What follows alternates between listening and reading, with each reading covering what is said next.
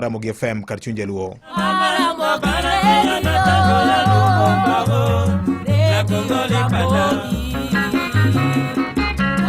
Pimna nena nito network ma Safaricom egwen kama intie chalo nade. Safaricom popote ulipo kambora mora ma intie Safaricom ni kodi kendo ma endi singo ma Safaricom okelo ni mar neno ni giwuotho kodi okang' kokang' mar bero ngimani.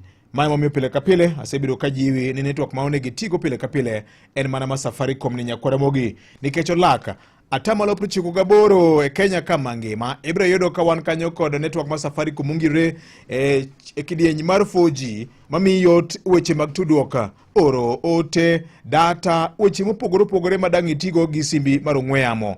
Mae en geno manyien, wuoth manyien ma Safaricom koro ng'isi ni wan kodi kanyakla. Mae momiyo giwacho ni Safaricom popote ulipo kamoro moro ma intie Safaricom ni kodi. Sa 12:32 mar okinyi bang' kinde manokende abro minondo mar boke e Radio Ramogi kar chuny jaluo. Nyinga eno Tino Makajuma, tielo mar ariyo mar Kogweno runa de kama intie Orunya kanam nyakalo kacha. Yangi kending'e kaka kawuono nobedi e chal mar kor lwasi. Much koth moro nitiere ma limbo kaluo, jolony makoro futo mariame kor lwasi wachni alura mar nam Lolwe wanaber kod much koth moro gwenge mamoko mayude kaunti ma Siaya, Kisumu, Mabei kod Migori. Ka Kisumo to jolony lieko ni wanaber kod koth moro mochuth ber. Gwenge machalo Kisumu East, Kisumu West, kaachiel kod gwenge mamoko e Seme, Kisumu Central, gwenge mamoko matine Nyakach kanyo, Muroni, Nyando. Nitie gwenge mamoko mabiro bedo kod koth moro molo odhiambo ma kawuono. Gwenge mamoko ma yudre kaunti ma Siaya machalo Alego, Usonga, gwenge mamoko ma yudre Bondo gi gwenge mokio kodgi jolony wacho ni wanabed kod ng'idho moro modhiambo ma kawuono. Kanyakla kod gwenge mamoko ma yudre kaunti ma Mabei kod Migori, kaunti ma Kisii kod kaunti ma Nyamira wanabed kod koth moro mochuth ber odhiambo ma kawuono. Kumano jolony jiwo ni maesa mar keto kodhi e lo. Kanase wacho ni kodhi manyalo konyi tinende kaidwa puro bando wang'ni en kodhi ma wiye yot manyak piyo, kodhi molos kod kambi mar Bea East Africa. Wacho ni wan kod kothe ariyo, DK8031 kod DK8033, kodhi ma opuodhi ma bede ber kodi ma mbegu ma kidhi agrovet man machiegni kodi tipenjo gi apenja ni miya DKC8031 ka DKC8033 ma olos kod kambi mar Bea East Africa. Kodhi mocha oro, kodhi mabede bro mike maber ahinya kendo tuo piyo kendo kuone mitadua. Kata kanyo itede godhiambo nyoro to nindo idwa liso godo chachi moro, yud avocado moro ibare gi diere kama tilange kidogo tu imadhe kod chachi rungi moro kanyo mobole chung kata rungi moro mobore majan lum.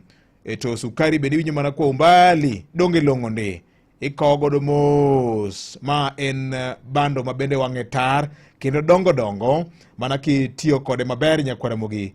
Kendo jagri kacha wuok kod Osino Koth eno nabiri 4 abich abiri abiriyo 4 ma kodhi mabende biro goli oko e kinde ma jolonyo singiswa ni koth nitiere ma nyalo konyowa. Kumano ti kod kothe ariyogo nyakwara mogi.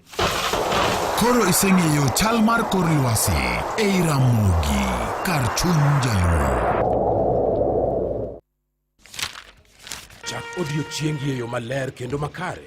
Ng'e adieri e nonro mag oboke wa kawuono. Mana kamano an gi oboke ariyo ka, oboke mar The Standard kod oboke mar Daily Nation. Taifa Leo okang'eyo ni Alice nyaronagi ma watiyo ka kawuono kokelo na oboke mar The Taifa Leo no. Abro manya nena. Wach ma mipeke ite mokwongo mar oboke mar The Daily Nation ma kawuono pimo chal mar somo e lwet jatend piny William Ruto. Chenro mar somo manengone ogonyore kuom thuolo mar higni 7 osebedo ka ok yud pesa ma oromo manyalo siro somo mar Free Primary Education kod Free Day Secondary Education Program mabende wacho ni yande wi nyathi ka nyathi ne onego beni miyo siling 22,244 to luar nyaka siling 15,614. Gimomiyo ma koro timore nyakwara Mgajwang'. Sirikal osetimo nondo wacho ni nitie jopuonj moko mag sikunde madongo, jopuonj madongo moko ma ok wacho adieri e wach mar kwan mag nyithindo man gin go e sikul. Tiyudo ka jomoko keto kwan mamalo to pesa dhi to nyithindo onge. Mae achiel kuom midhiero ma PS Julius Bitok wacho e nonro ma sani koro gitimo. E kinde ma koro to sikunde ogen ni biro lor gi kod dwe manyien, maendi biro bedo kinde ma bende pok manyap mar pesa madhi ne wi nyathi ka nyathi ibiro kowne sikunde mekwa. Report makende ite mar ariyo mar oboke ni abiro bedo kod Akelo Kamisori kiny. Wang'ene na weche mag somo Nyakwana Mugajwang'. Weche ma bende koro ng'ondo ich ka. Weche gi biro somo kod ite mar ariyo mar oboke ni. Pimo kanyo kaka sekta mar somo osebedo ka nitiere ka iwacho ni wach mar kowo pesa ne free day secondary education osedok piny. Yande ichiwo siling 15,614 mopogore kod siling 22,244. E kinde ma koro sikunde bende koro igeno ni biro lor, ma biro bedo kinde ma koro jopuonjre dhi yudo pok manok ndi. Migawo mochung' ne weche mag somo wacho ni nonro ma gisetimo kokalo kuom lony ma gin go yango ni nitiere sikunde moko machiwo kwan mamalo mag jopuonjre, to kata kamano jopuonjre gogo onge. Data submitted is wrong to the Ministry of Education. Kendo sani serikal wacho ni kuom sikunde maromo 32,000 jomokalo chien, sikunde 15,000 kende manyo osepuodhi, kendo kawuono nitie sikunde mamoko maromo 16,000 ma bende ibiro puodhi kako to ma biro konyogi mar kowo pesa ne nyathi ka nyathi. Ma midhiero momako sekta mar somo e pacho ka Nyakwana Mugajwang'. PS ywago dhoge tieko e wach makamano. Kang'iyo bende en ng'anyo ma oluongi kod UASU kokalo kuom jagoro margi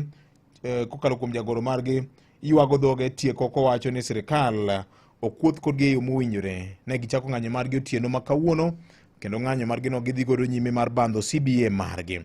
Mong'ondo ya ka ene ite mar adek.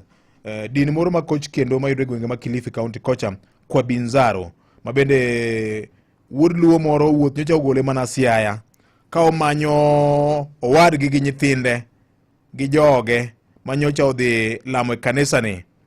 James Oduor wacho ni owadgi Jairus Otieno nowe dalagi Siaya County tarik 30 dwe mar adek higani gi jaode Lucy Akinyi gi nyithinde 6 e kinde nyathi ma ja higa achiel nyaka jagni 5 ka gidhi diro e kanisa mar kwa Binzaro. Nyaka kawuono onge mangima Nyakwana Mugajwang'. Mae achiedh nade ma omako James Oduor ma osebedo ka manyo owadgi ka opimo sigande maleta ahinya e ite mar adek mar oboke mar The Daily Nation Nyakwana Mugajwang'. Sirikal dhi nyime kod nono wach mar kidini moro ma yudre gwenge ma Kilifi, gweng' moro ma iwacho nopondo kamiluongo ni kwa Binzaro, kamiluongo ni Kilifi County. Ler mar wach ite mar adek ni Nyakwana Mugajwang'. Jo nyaka koro tang' ni to injili miyalo ni injili modhi ataro gi dwaro mar muma. Ing'ama duong' man gi leke 32 te. To Nyasaye omiyi rieko mar somo gi ng'eyo mar somo minyalo somo godo Biblos. Ting'e ang'e ni nitiere kit lamo mamoko ma witi goli oko mar reru. To bod choma gino gi wi en jachieni koso enang'o. Koso enang'o joka ma iparo ni enang'o mamiyo ng'ato kamoro nyalo kawo okang' machalo kamano. E ite mar 4 gi ite mar 5 mar oboke ni en lendo ayanga maneri Rigathi Gachagua landogo ni en bende oneno ka en rwath ma oromo choth ber chung' laro kom mar tend piny Kenya yiero ma 2027 chal ka gima ochako chwako kit siasa mar piny Kenya ka, kendo mbaka mar golo oko jatend piny Kenya ose mana chwakore ka iwacho ni kata mane riwruok mar opposition neno ka gima jo siasa mane iyego otang' ahinya kod wach mar Rigijini. Oboke ni wacho ni maling'ling' magin go iye ni lendo no en achiel kuom winjruok moro madundo manyocha oketi ni ng'ato ka ng'ato nigi ratiro mar lando dwaro mare mar chung' e laro kom mar tend piny Kenya yiero mabiro. Kata kamano biro chopo kinde ma koro gibiro winjore to ng'ama nitie kod oteku mar piem kendo miyo jatend piny Kenya masani William Ruto chwero luya e yiero mar 2027. Oboke ni temo lego wach ni ka iwacho ni maling'ling iyango ni chung' mar Rigiji ok ni ene modwaro no chung', to nitie teko mamoko mag jomoko ma olwere kode ma dhire mondo chung' mondo ne kako nyalo medo teko Kenya mediere mondo bede lwete. Insiders believe the declaration is also driven by pressure from his loyalists seeking elective seats. Jok madwa liere kod Rigiji ema dhire ni chunga combatant piny. Kata kamano oinga moro ni e mbele ne ka buche moko mag thiche oko dwe mar 10 higa mokalo chien, ma bende wacho ni kamoro nyalo medo duone pi lawre ni to buche no bro dhi nade nyakwara Mogajwang. Wach mar tiyo kod kadi mar dhood gi jo Kenya madiere ni biro tiyo ne e yo machalo nade. Magi te timore ka koro to Jubilee SG Jeremiah Kioni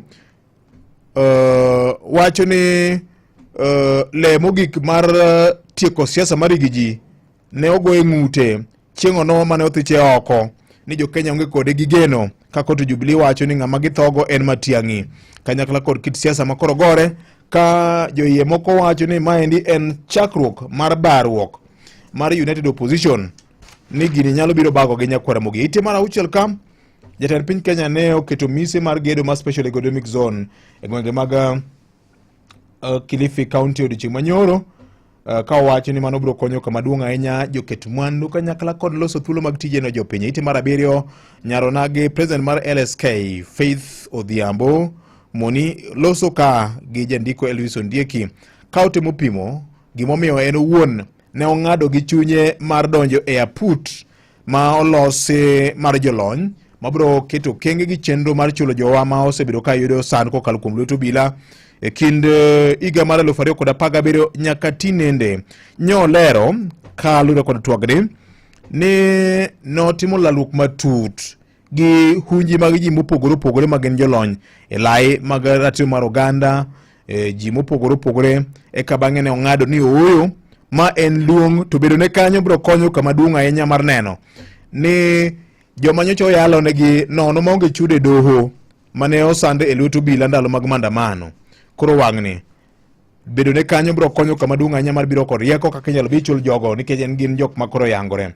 E iti mar 8 ka misa manyo itimo mar okil Kamaloka Mbobu Chalo, kata kamano jofwambo gi keyo ne otam ni ne ok nyal go picha kendo naso weche manyo timore weche achiel kachiel kalo kod dwaro mar familia mare kako to gibando ni ubiro ne kaka nyalo timo kinde mar neno ni koro to familia no yudo ratiro. Iti mar 9 mar oboke ni gimomiyo IG Kanja kod National Police Service Commission joyware e wach mar chenro mar ndiko obila e tich 10,000 ka iwacho ni wach mar bajeti makoro kelo chandruok kanya kwara Mogi ka sirikal nyocha olando ni gin gi chenro mar ndiko polise 10,000 odin goro fuok manitiere to kata kamano wach ni chalgi makoro kume poro mokelo rot nyakwara Mogi.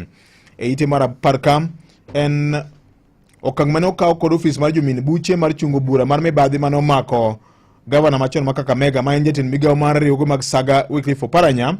Doho mamalo ne ong'ado ni ne ok otime e yor ler gi chik madware. Justice Benson Musyoki ne ong'ado ni jamin bura maduong' Renson Igonga ne otiyo kod teko mok mare kendo dhi ataro gi teko momi EACC bang' EACC yudo neno matudo waziri gi weche mag mibadhi ma koro ng'iso ni buche no biro dhi nyime. Unyalo paro bura mar mibadhi mano makne Oparanya nobol punglu bang' kanyo segwele kaka jalony mane dhi konyo sirikal mar William Ruto tayo tich kaka jatend migawo nyakwara Mogajwang'. Weche mag pacho ni oboke ni pajo ndiko gi pajo somo toko oboke ni en mor machalo nade nyakwara Mogi ka tim Kenya sulu margi ne dhi nyime kod rieny e piem madhi nyime mar 2025 World Athletics Championships Tokyo e piny Japan.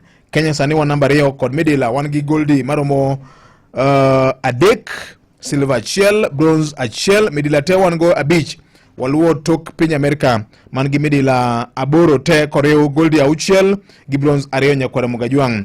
Jang'wech marauma Faith Kipyegon mar mitas 1,500 nyo bedo jaloch kendo yudo goldi manyo miyo bandera mar piny Kenya nyo ng'aw malo kendo miyo wasunga ndi kaka piny maonge kod weche mag ng'wech. Oboke mogik man go kam en The Standard ma kawuono, en fweny onyenye lela jalweny moro mar piny Ingeresa ma bende tiyo Nanyuki e kambi mar lweny mar piny Ingeresa, ma bende wacho ni nyocha e chich goni ne onego kendo kawo ngima nyako miluongo ni Agnes Wanjiru, ma bende wacho ni nobambi, onege, kendo ringre mare ne owit mana e bugo mag pi minyaga. Ma ende otimore higa mar 2012 ka miyo ni nowe gi nyathi matin. Nyathine koro dongo koko ng'e kama min gi nitiere, to nying ng'ama ichich goni ne onege en jalweny mar piny Ingeresa ma ong'e Nyakwar Mgajwang'. Wach ma bende piny Kenya kanyakla kod piny Ingeresa osebedo ka ng'eyo ni ratiro inyalo yudi nade ne familia ni. Report ma kamano ni oboke ni Nyakwar Mgajwang' ywaruok e kind National Police Service kod National Police Service Commission e wach mar ndiko obila 10,000 ni oboke ni. Kakoto e ite mar adek okopogore gi gima ni oboke mar Daily Nation ma kawuono. Familia mar okil Chalo Mbobu manyo tamo jofwambo gi keyo ni ne ok nyal go kata mana picha kata kawo video e nyasi mar misa mar ringre okil Kamalokano nyoro ni oboke ni Nyakwar Mogim.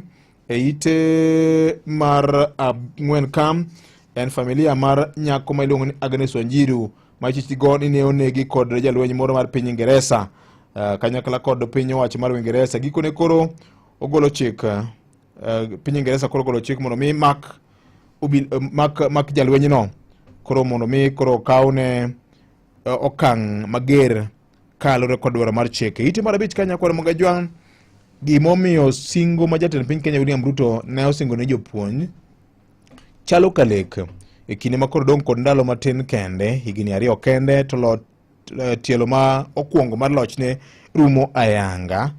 Weche mag chiwo atamalo 20 ne mag udi ne jopuonj, wach masani koro kelo penjo mathoth. Director mar Usawa Agenda Emmanuel Manyasa ywak ni bang' singo ne jopuonj atamalo 20 mag udi temo ger, donge kata obila bende biro dwaro, NSSAS bende biro dwaro, jotich mamoko mag sirkal bende biro dwaro, biro bedo nade? Weche mag kumar thieth omipe kanyo, weche mag capitation bende omipe kanyo, e kind weche mamoko ma koro to Janet Mudhoni wacho ni dwaro nitiere mondo med book budget madhi ne sekta mar somo mondo weche mag somo obed e yo mongirore kendo yo makare ahinya. E ite mar 8 duond buche mag siasa jotimo ikruok mogik e kinde ma kawuono geno ni koro to onego bende duond buche mag siasa chiwo listi mag joma dhi lero kod duond buche ma opogore ma kod duond buche go bende biro chano kaka giikore ne weche mag nominations mag gi kawuono giko. Jomochung' kar kendgi kata independent candidates bende geno ni kawuono ema bende gibiro chiwo nyinge gi ne IBC kanyakla kod rang'isi kata symbols ma gibiro tiyogo ne yiero. Kidwa tiyo gi symbol mar okombe, otete, firimbi, ojalo, gimora mora, dero, kawuono e giko IBC nyocha olando kamano. Ler mar wach ni oboke ni e ite mar ochoka jotich mag Sony Sugar sani koro bando omenda mar $320,000, omenda ma koro kurore Nyakwar Mgajwang'. Ka koro to giwacho ni magi pes ma okurore kochakore higa mar 2019 nyaka higa mar 2020. Ka giwacho ni kaber no chulgi kapok ochopo giko dwe mar 10 higa ni endi. Jotich maromo 5,000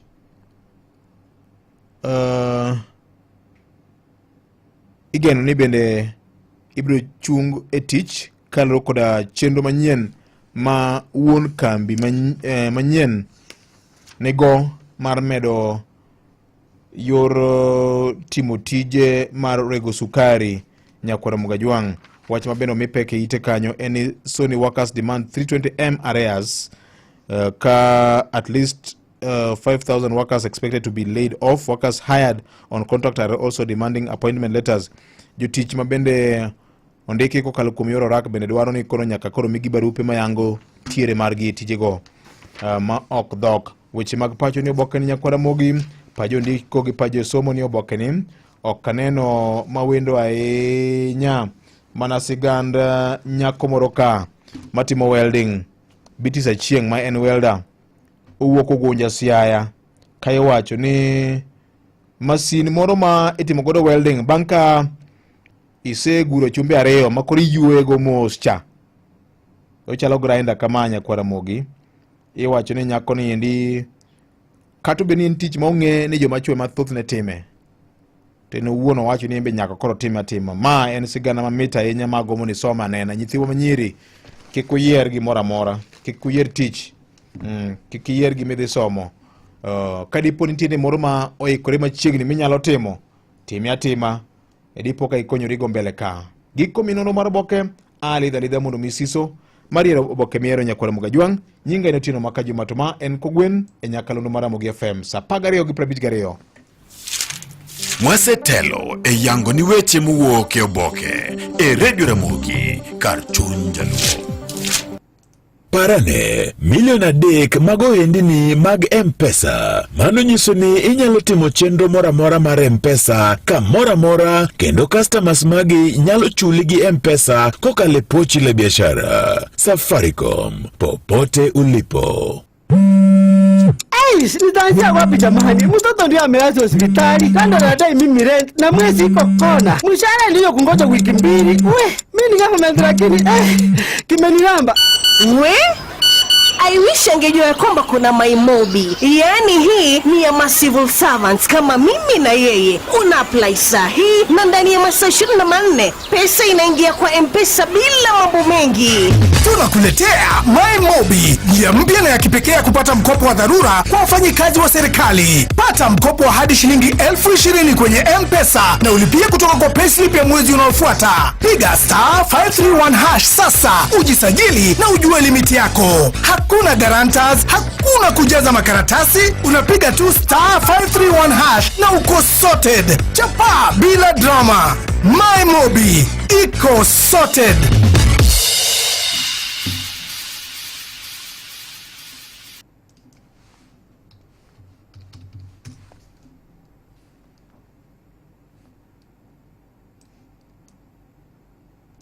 Ne janyuol, sani onge rokni mar dakika mogik cha. Bengi mar KCB ni kod duoko makare mar konye chulo school fee e yo mayot. Ibiro rito sa, wuoki achiedh nade kendo konyo ngima manyime mar nyathini. KCB, for people, for better. Watch mabel kuro chopo manze fomo chope mtake ndo hini ile legita fanta kuro biro nigi pesa machingi prai inigirio marfanda koso pesa usitens to record akasukura file the suba ni se chono madonze wukti nyaka sato mundatiri girianka kenyalo bedo jaloch mar miliona chiele jumaka juma ka funyo flavor to managi fanta ukiwin cash funyo flavor mane donze Ramogi FM Kikerals Pimna nena nito samawa wacho ni Safaricom popote ulipo ne ochigni kodi yo machalo nade okonye yo machalo nade ainya king'io kama intie network mare chalo nade nyakwara Mugajwang en sa 12:54 Safaricom popote ulipo en manang'ise ni Safaricom ni kodi machiegni pimna ni to kuonde mag customer care 4,000 man machiegni kodi osekonyi nade kaka ja Kenya pimna nena ni kuonde mag chudo mag lipa na M-Pesa till pochi la biashara maromo milion 3 oselo kongimani nade kaka ja ohala kaka ja nyeo ng'isa ni bedni wan gi agents 1,340 Kenya kama ngima osekonyi nade maimo miwacho ni Safaricom popote ulipo kamoro ma inti Safaricom ni kodi to bende in jatich ma serikal tisebedo kimanyo kaka dang' yude kada mana pesa moro yor hola e yo mayot minyalo yombo godo koth moro ka onyalo bedo school fees ung'eni mata machuok ahinya emergency moro maki kanyo nyakwara Ramogi tidoro pesa manyalo konyi MyMobi e duoko mari gimetim yot ndi kaw simbi mar ong'we yamo *531# sani ndikri ok dwaro tas ni jazo gi niket koki ni many garanta kiana ng'o idwaro mana ni bed mana kod payroll number mari kachiel kod namba ni mar opande kende tinyalo ndikori obed weekend public holiday otieno iero en mari pesa ni biro koni go e simbi to kose koni go e simbi kanyo kwa Mugajwang ibiro gole M-Pesa mari inyalo tiyo kode sasa mido ni ti kode e yo mayota inyalo ni MyMobi No. Kalameni e Radio Ramogi. Mayo dana, kabuna pari dana, mana dengo malich kama edodi kama nango ya dana, iwe ya mabor, iwe ya kangen, neka kachandora, katanga mamak na gweno, luero la, dial chamatie kayawa, vedwendo ngaya dani yawa, dani duogi yawa, adang vendo ngaya walal ya dani yawa. Dani achomkure, Dani manyochi kito na kata pima liet, sani alwakara ki pima ngi. Kamano.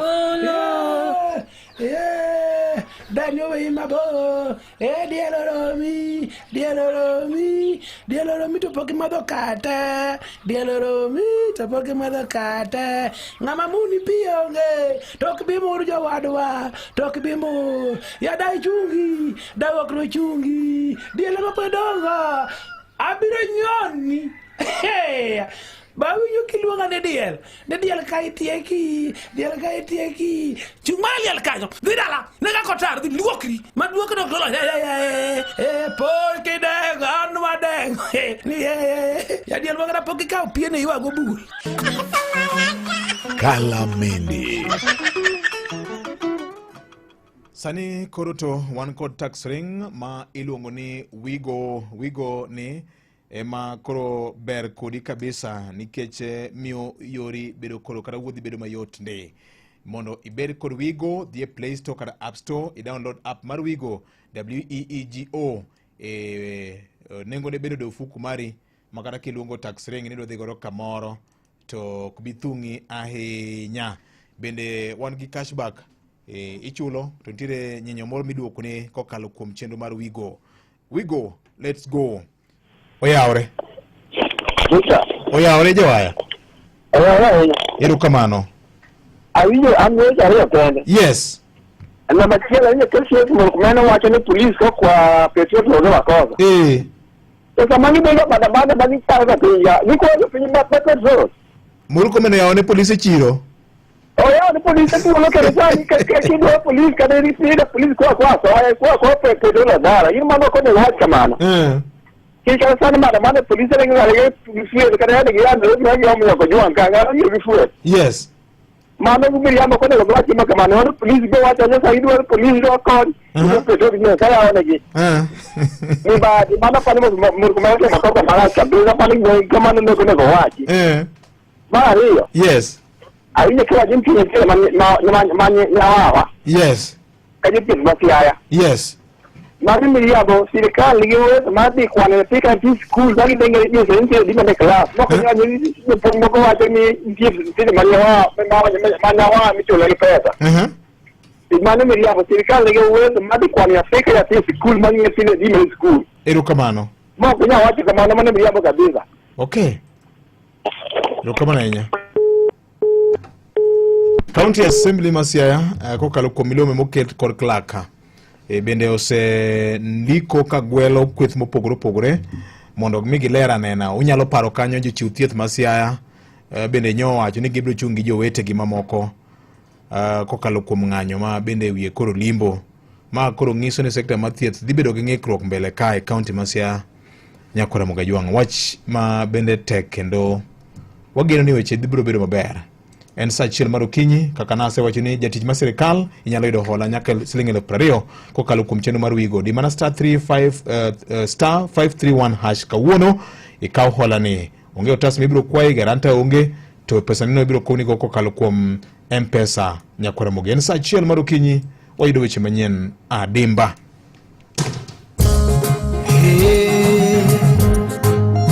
Radio Ramogi Karchunjalu Weche maka kod kacha Joluo duto e piny Luo duto. Radio Ramogi #1 station for the Luo nation. Okumba mar thieth mar SHA osechoko omenda maromo bilion 70 nyaka ne chake ma oyangi kod apisa maduong' mar duolno Dr. Mercy Mwangangi. Midhiero mapek e weche mag thieth sani koro limbe kaunti ma Siaya bang' jochiw thieth e kaunti no ma bende ne ochungo ng'anyo magi ndalo 30 mokalo. Duogo kendo ng'anyo ma kamano ka ochakore diro otieno mane piny orugodo kawuono. Jatend migawo mar arita Kipchumba Murkomen odok ne apisa mag obila ma seche moko kwayo pesa mar mauta kata fuel kuom jopiny ka owacho ni oganda Jo-Kenya onego bed ni kawo gima kamano kaka mibadhi. Weche manyien gi Vincent Otieno. Oyawre nyakwar Mogajwang kendo machiegni. Apisa maduong' mar duol mar SHA Dr. Mercy Mwangangi oyango ni okumba mar thiethno nyaka chop sani osechoko omenda maromo bilion 70 nyaka ne chake. Kwan mabende wacho ni thoth mokalo ka opim kod omenda maromo bilion 45 kende bende ne ochoki gi okumba machon mar thieth mar NHIF. Mwangangi nyolose wang' jowi mar Citizen kama bende nyolero ni kwan mar omenda no oriwo nyaka omenda machielo maromo bilion 8 ma bende en achiel kuom omenda mag okumba e kind omenda mamoko.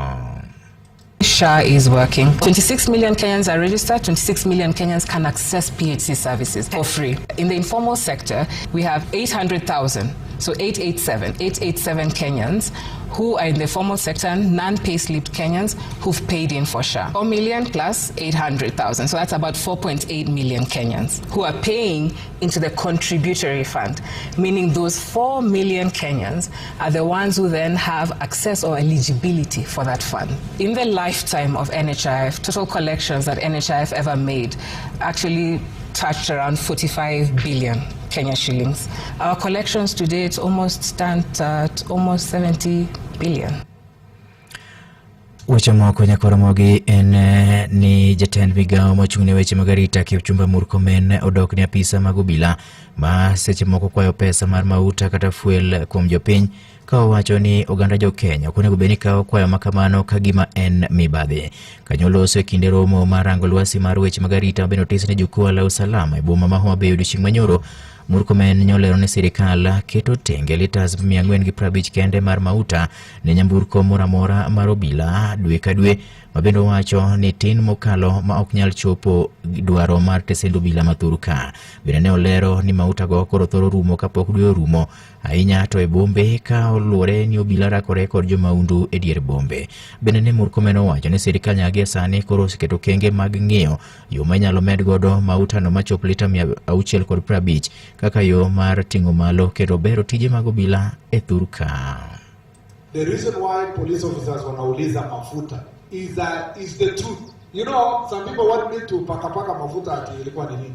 Because of our leasing program, we give police officers per vehicle 450 liters of petrol and diesel. Na kama vile OCS alisema, by 18 days umemaliza. Kizunguka uende tu operation, umechukua suspect, umetoa remand, unapeleka kotini, urudi kotini, ufanye 2-3 operations, I think in 20th of the month. Na hata kama uko na gari iko hapa hakuna mafuta. So when our police officers tell wananchi, yes gari iko lakini hatuwezi kuja hakuna mafuta, they think the officer is saying nipatie bribe, but that's not true.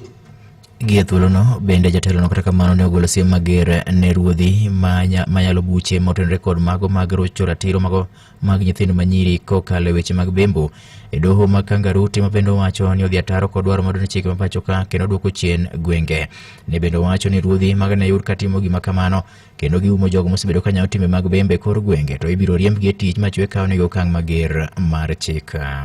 Ninawaomba chiefs, let us not use kangaroo courts to resolve issues here, gender-based violence and defilement. Those are very serious crimes that we must report, must be investigated, people must be arrested and charged. And if there is a chief, like it has been said, or anybody who is about to become chief and he had a case of defilement, I'm sorry, the county commissioner, it's for your duty to follow up. We will not receive any recommendation of a person of that nature.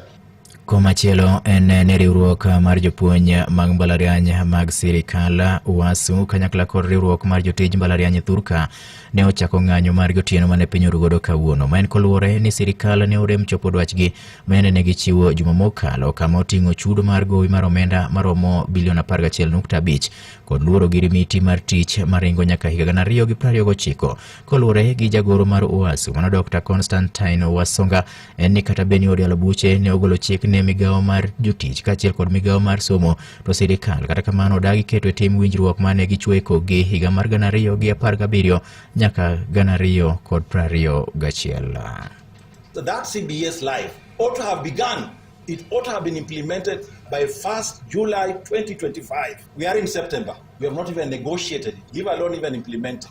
And so we are saying, huu ni utepetevu wa nani? Watajiri na serikali.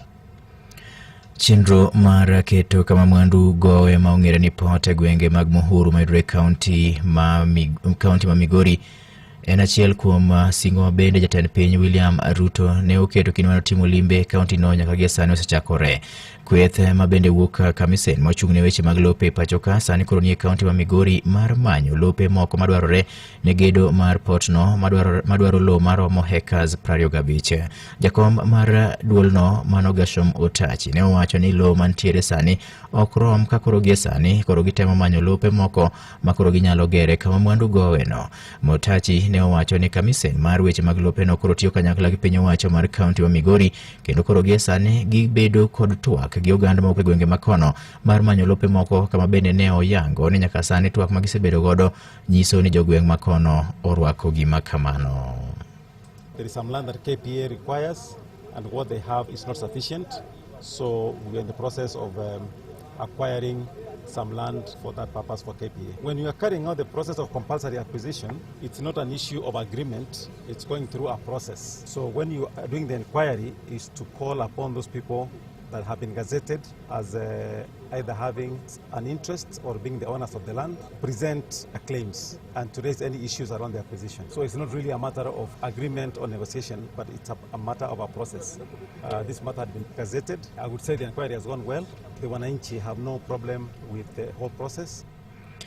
Jopuonjre buora ma sombgi ne osir kod jochiw kony e buore riwruok ma otisi ni Dream Girls program e kaunti ma Migori koro nigi luoro ni sombgi kidek bedo kod ng'ikruok ma en kolure ni konyno nyaka gie sani koro dok chien. Jopuonjre mathoth e skunde mopogore opogore e kaunti ma Migori chenro meggi mag somo bedo kod ng'ikruok kolure gi dok chien mar kony ma kamano. E wi mano japuonj maduong' e skund sekondar ma St. Linus Koyieko mayudore sub kaunti ma Orire kaunti ma Migori mano Steven Odhiambo Adongo ne owacho ni nitie jopuonjre mathoth manyiri e skundno ma yande sombgi ne osir kod riwruogno nikech ne gionge kod nyalo mar chulo school fees. Odhiambo ne owacho ni nyirigo wuok e anyuola ma ochando to sani koro gin gi gope madongo kata gope mathoth mag school fees to luor mar riembogi nikech samoro ka oorgi mondo mi gidhi giom pesa to ginyal duogo sikul nikech jonyuolgi onge kod thochgi mar chulo ne nyithindogo school fees. Nyithindogi thothgi nobedo sponsored gi Dream Girl to Dream Girl ne ong'e maber ni jo-Amerika nyocha nogolo support mane biro through USAID. Koro nyithindogi obol pangla kaka ginyalo konyore otamore. Organization ne gionegi nyaka buge, koro sechegi onge buge. Nimiyogi nyaka sanitary pads, fees be ne chulo negi. Koro sechegi magi duto te gikoso. Jonyuolgi be onge go. Thoth nyithindo manyirigi moko nitie gi nyithindo 2, nyithindo 1. Koro mano osebedo ka wan gi tabu maduong' moloyo kaka sechegi capitation odelay ni. Wan gi tabu maduong' kaka wanyalo keto nyithindo mang'eny gi manyirigi e skul. Ne bende wacho ni dwaro nitie mondo mi koro manyne gi jochiw kony mamoko mondo mi koro jopuonjre manyirigo oyud thuolo mar dhi nyime kod chenro meggi mag somo mondo mi gichop lek ma gin godo kotenore kod ngima mondo mi kinde moko giyud kaka ginyalo konyore gin giwegi. Lek ma wan go mondo wakel nyiri e skul ka en ni mondo we reduce early marriages, we reduce pregnancy cases, we reduce the rate of infection. Ung'eyo ni this is a sugar belt area ma yot mondo mi nyithindwagi obed influence gi jowuoyi mabeto niang' mayudo pesa kata jo boda koni gi kocha. Koro wakwayo mana ni jok manyalo gom obi adoptnwa kata mana 2 or 3. Nyakwara Mugajuanga weche gi medo biro ni kamoro moro ma intie kokale nyakalondo mari mihero maramogi. Imedo winjo weche manyien gi Vincent Otieno. Weche moko en midhiero mapek kotenore kod weche mag thieth sani koro limbe kaunti ma Siaya banka jochiw thieth mag kaunti no mabende ne ochungo ng'anyo mar gi ndalo 30 mokalo nyochako kendo ng'anyo makamano e dier otieno mane piny orugodo kawuono. Jagoro mar riwruok mar jochiw thieth e Thurka e bade ma kaunti ma Siaya Kennedy Hamisi nyolando duogo mar ng'anyo no bang' wachore ni piny owacho mar kaunti ma Siaya orem timo gigo mane gidwaro. Jafwamb mar kaunti ma Siaya George Amolo giler mathoth e wachni.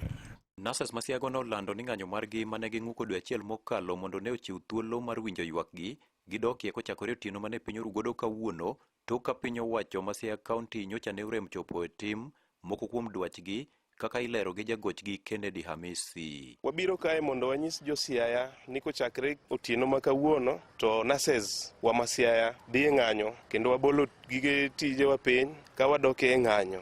Ndalo 30 mokalo last month ne wabet gi Siaya County government a meeting mondo gi address issues moko mane wan go. To nyaka kawuono gigi pok obed addressed. Kendo ne waamua kaka jotelo mag nurses ni wadok e ng'anyo nyaka chop sirikal ma Siaya otim dwachwa kaka ne wawinjre. Kane giwuoyo gi jofwamb weche boma ma Siaya, Migosi Hamisi nochiwo ranyisi mag gigo mane giwinjore ni ne onego ng'i to onge gimosetimie kata matin. Mokwongo salary pok ochul nyaka kawuono ni ma last month. Pesa ming'ado ga e salary michulo go loan, michulo SHA, michulo go insurances gi SACCOs pok ochul for like a number of months madichop 4. There was an agreement 2017 kind nurses kod sirikal mano nego bed ni nitie kaka sirikal medo nurses pesa moro. Last month kane wane winjruok ne giwacho ni wamigi 30 days gidhi timo dwachwa to kotimre nyaka kawuono. Omiyo wawuok officially wanie ng'anyo nyaka gigi timre kaka ne wawinjre. Noten gi jakom riwruok makedo ne ratiro mag nurses e pacho kae e bade ma Siaya County Migosi Dennis Omolo makorka kore okono oganda e kaunti ma Siaya ni kigigen yudo jochiw thieth e osiptende kochakore kawuono. Adwa kwayo ochopo kama koro okudhi yudo kuondewa magwa mwachiwoga chieth wan kaka nurses ma Siaya nimar ne waketo winjruok gi sirikal marwa mar kaunti ma Siaya mane wamiyo gi ndalo 30 mondo ging'iye e gik mane ogolowa oko mwadhi e ng'anyo ndalo 30 mokalo. Gin gik moko achiel kuom gin tie gik ma sirikal ma kaunti nigi teko, nigi uwezo to nigi nyalo duto te mar loso. Magi timore sama thoth osiptende nyocha ne osedong' gi jochiw thieth manok mokalo bang' ka maloyo jochiw thieth 382 nyocha ne othich oko kane iwacho ni gin jotije manyawawa kendo mano yudo tich e yor mibadhi. Ne Radio Ramogi e kaunti ma Siaya, an George Amolo. Gilipot mar George Amolo nyakwara moko e kaunti ma Siaya mochopo e giko mar miweche manyien adimba kaka ne gimol na mesa mar weche manyien Radio Ramogi. Watudre ka ngoro Musa Dek thuolo buduka mar miweche manyien ka gibiro bedo mago ma otuch e kor gwenge.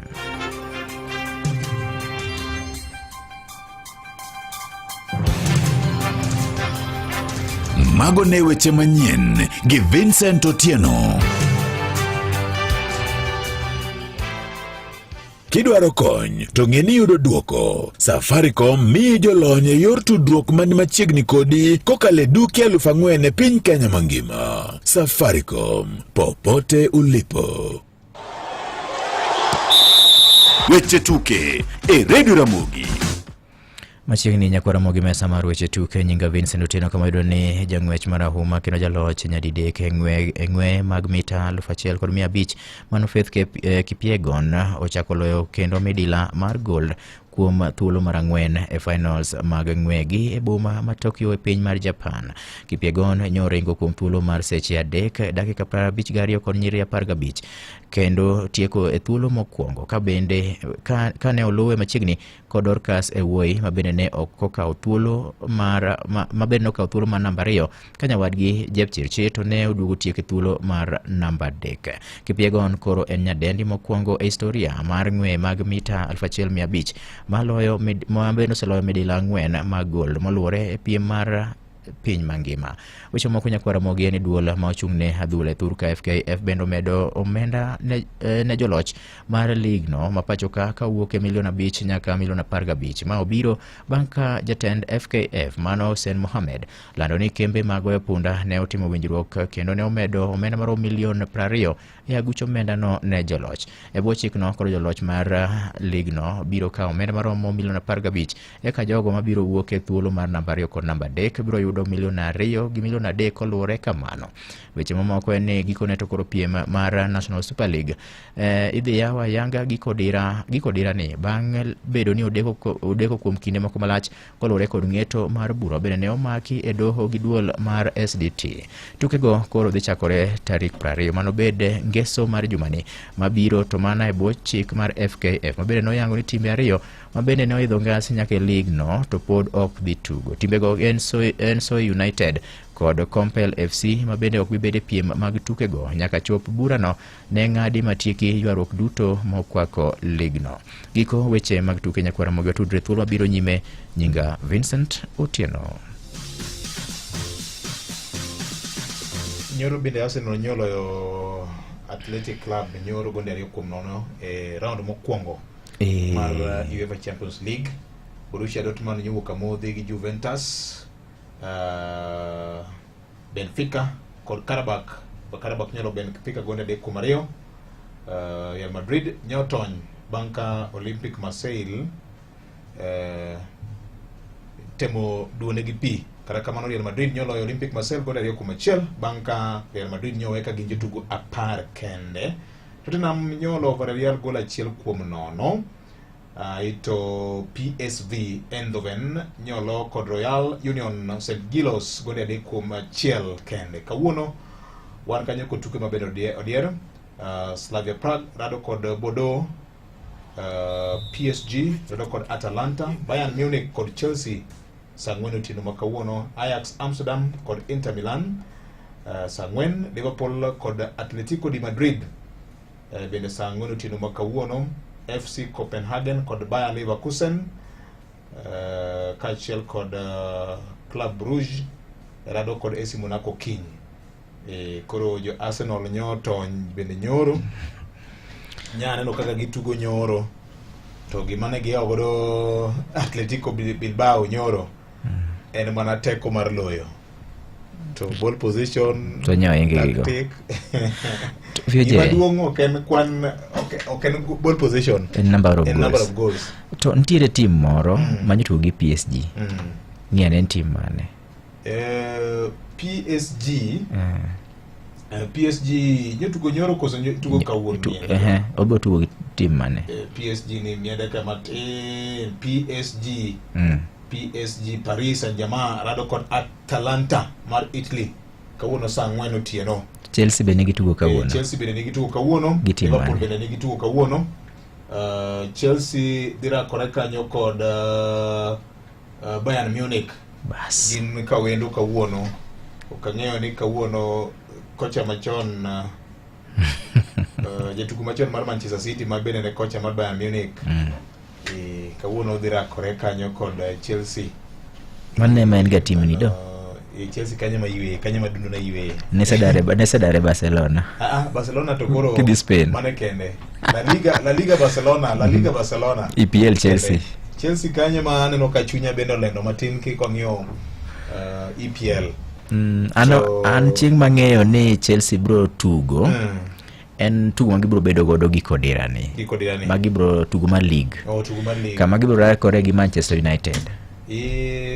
Koro Man U to bende gi weche ge Man U ok chuo kendo idok logi gonde 2-1 kane warom wuok tich jamani biro tich wuok tich adier jamacha James Opondo gino ng'e kumimanye te yude gani waseyude ng'ama ng'ino ndio goche tiende kawuono na Alan Obiero Alan Obiero yaore nyindo goche tiende nikech nyoro chunyi ne gudo ma ne gokibi to jogi chako patek first half jogi chako patek kod waka kabisa kumano jakora moga juang magi weche mag tuke manitiere ka tudi kodwa kendo saa 3:45 kama kata kamano no kwaya gazeti cha asayudo gazeti mar Taifa Leo ka asayudo gazeti mar Taifa Leo kendo jomanye dwaro Taifa Leo headline mar Taifa Leo wacho kama mokwongo ni Kiswahili yawa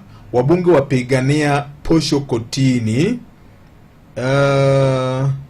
gima kore neno kagima en wach mar kik mondo agulu ma CDF ugel wet gi jor bura chal kagima nyo kao thuolo mar wacho maging'eyo kokalo kuom agulu mar NGCDF kokalo kuom kinde magi jor bura mamalo bende nyeo kwayo mar mondo megi nyuan gi kes mabende kwedo godo tiere mar agulu mar NGCDF ahinya mabende kori tayo kod jor bura kokalo kuom kuonde ute buche ma wan go 290 duto te bura makamano ibro yal juma manyien bang' do mamalo yango ni bedo aguru no en tok chik kendo onego bed ni koro kare rumo dwe mar 6 higa manyien mar 2026 Nyakwara Mgajwang'.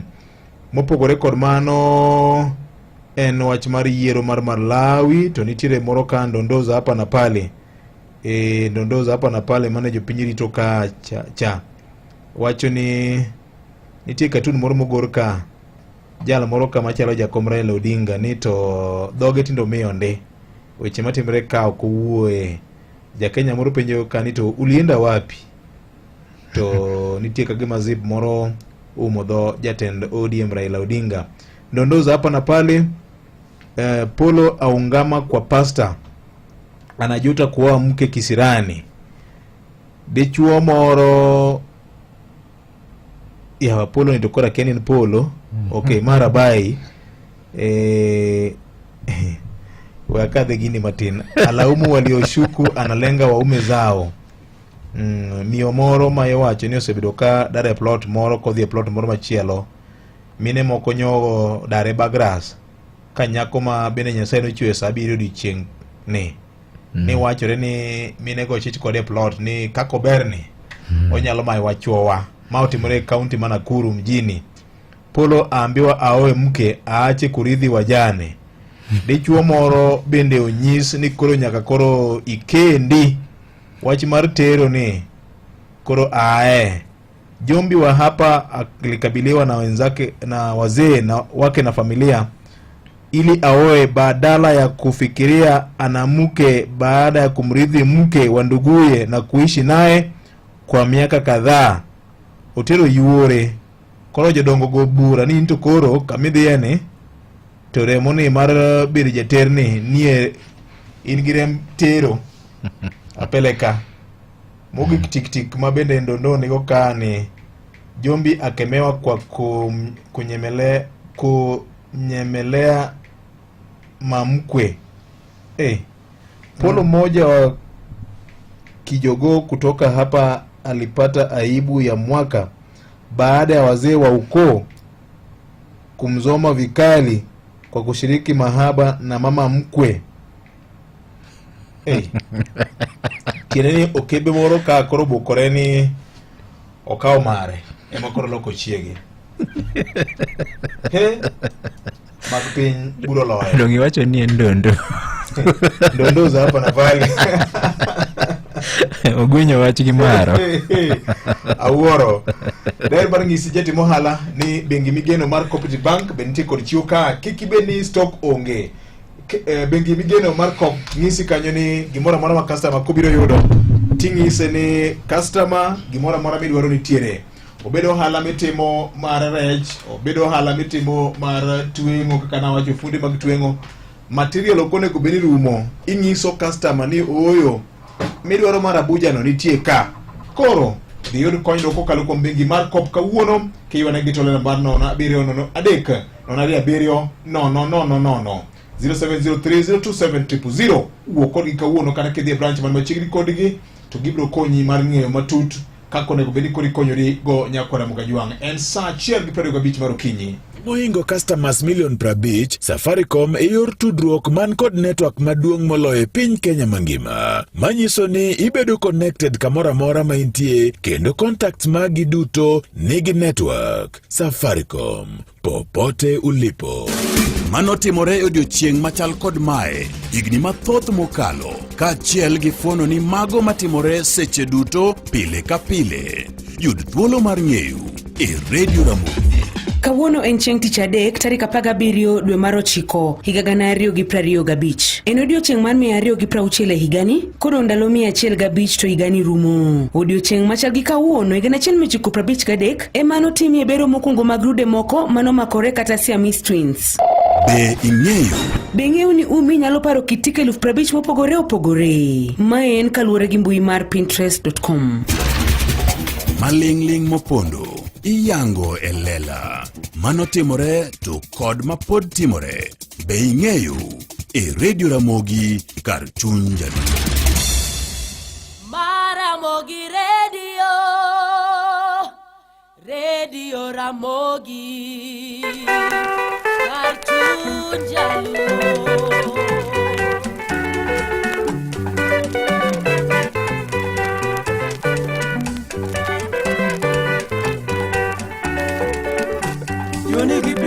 obedo piny kisani oparo aliye wuod gweng'wa jonigi pita obedo piny kisani oparo aliye wuod gweng'wa Onyango niluonga oro bibore dala mor alini rita maneno ber Onyango niluonga oro bibore dala mor alini rita maneno ber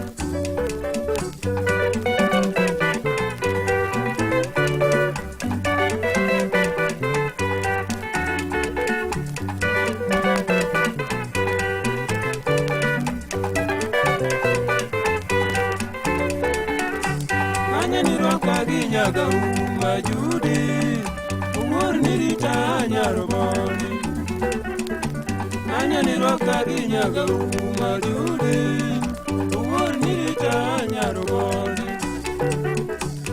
Kiwinji wendi yuol seri niwoda Onyango aliye omigo budo Kiwinji wendi yuol seri niwoda Onyango aliye omigo budo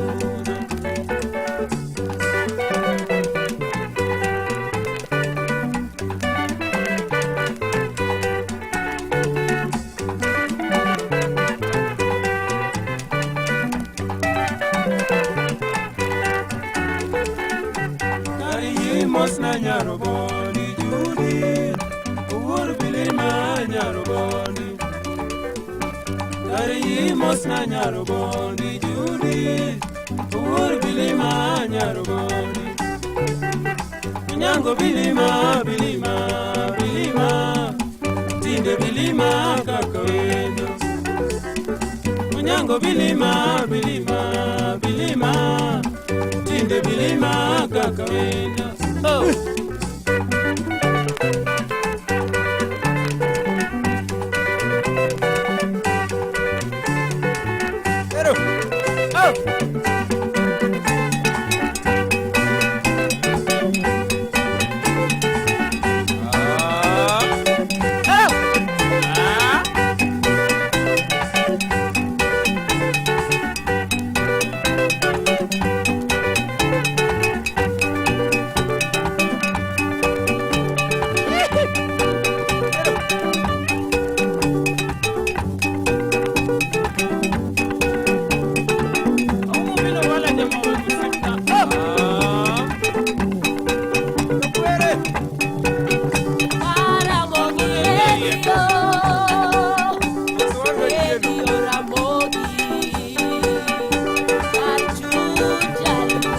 Sachiel gi 29 gimora mora nitie jatelo Cobank mi yot mar yudo mwandu kendo bedo kod stock moromo maka customer kobiro to nyalo yudo mwandu mora mora modwaro e yo mayot ahinya. Gima ber kendo ber kabisa midhiero manyocha johala nigo sani koro Cobank otieko kokalo kuom konyruok ma sani koro gimiye e yo mayot nyakwara mogi. Pile ka pile kiparo medo stock ka jaohala par mana Cobank kawuono jaohala matin mani diere nikech chiwo magen go ma geto konyo ngimani bere kod stock maka customer kobiro to gimora mora madwaro in go tiwacho kode ka in kod chir gimora mora nitie jatelo en sa chiel gi news bank kini mano kende weche mag ohala pod gi pak ne Arsenal kuom ndiko duoko maber nyoro loch mar 2-0 osema na chakore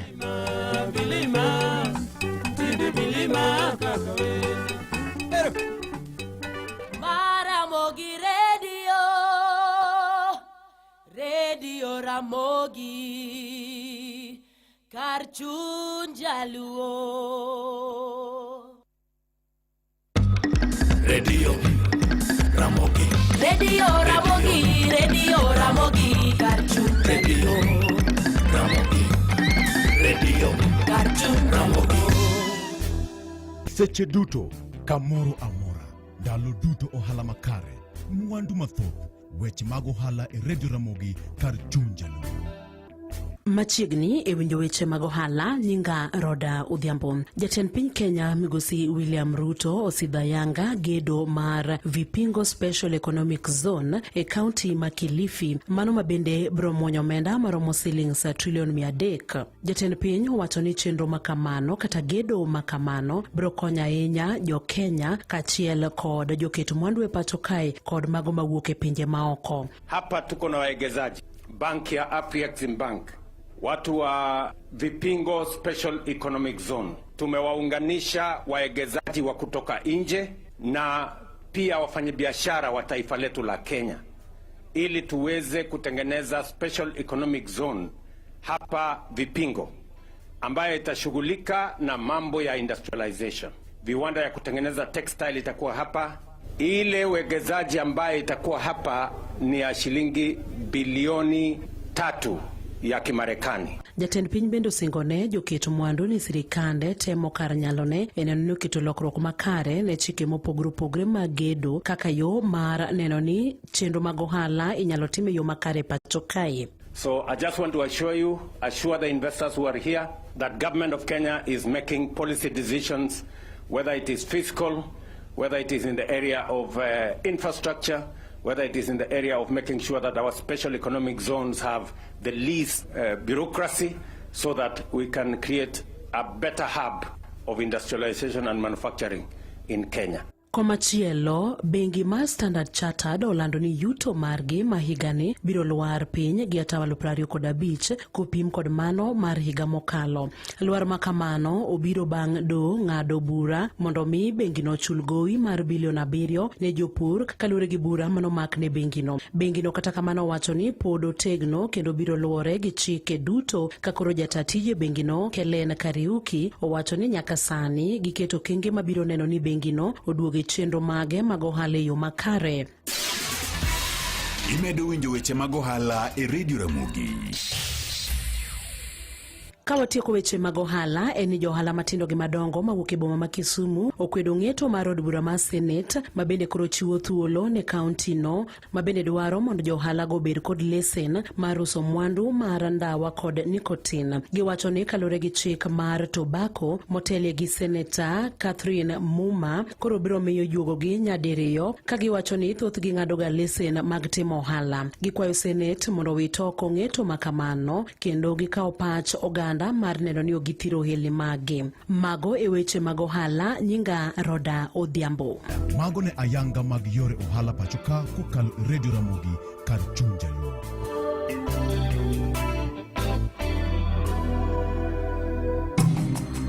Bein jalno mohero dongruok ne ngima makiny. Para ne pap midhialo e jo Kenya mosetelo nyime eneno ni opidhi yiende kendo rit bunge. Jogo matimo gigo mowinjore ne bedo gi aluora maber e higi mabiro. Luasi mokethore, lo maonge gi nyak, ngima ma orochore, oro kod oula duto inyalo tieki. Mae momiyo wakelo mich mar Africa Champion of Trees Act Awards ma en chenro mokel kod Kenya Forest Service kod Blue Focus Africa Initiative. Kidienja boro joloch 12 kod jaloch maduong' achiel ma japidh yien e pachoka. Sigana matut mar jaloch kod mich moko mathoth. Ndikri kochakore tarik 1 dwe mar 9 nyaka tarik 30 dwe mar 9 higani endi kokalo e africachampion-of-trees-awards.org.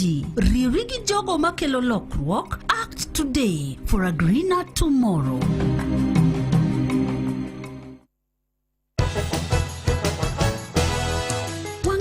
Seche moko ibedo ga e mudho mane okichano kata gas mari seche moko nyalo rumo ga e dier otieno. Simbi bende nyalo kethore apoya nono.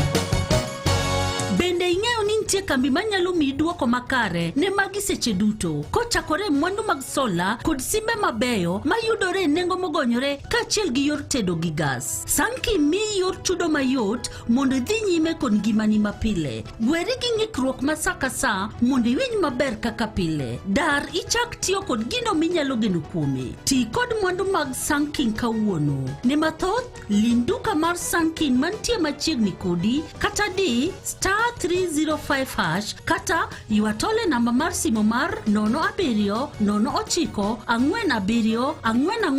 47 44 70. mana pod medo jiwo kamoro kanyo ma wacho chien kacha ja ohala awuoyo kodi okinyi makawuono samoro nyoro chiro ne okobedo ni maber ahinya to stock bende koro duono ber ka koto imedo stock kidhi wero to pesa ema koro chandi ka kikideo nikech bengi mar COP obiro kod rieko mar mako badi kendo mar konyi yuane gi tol kawuono e 070232700 kata kilimo ofis gi man machiegni kodi to gibiro ng'ise rieko mar konyi mar mako badi kikimoki ni stock orumo duono oyo kigis customer ni kiny ni bi kiny makiny no en makiny tikri mana kodi kawuono kibedo kod stock moromo mako biro to yudo gimoro amora modwaro ting'ise ni gimoro amora nitie jatelo kito hala moro amora mitimo ne ni bedo gi chire Kenya mangima COP Bank do mako badi kendo konyi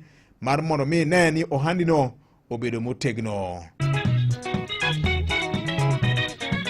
Ibro kodho koda piny ni oruna de kama intie mana medo kwayo jatend migawo waziri mochung' ni weche mag thieth Siaya Chief Officer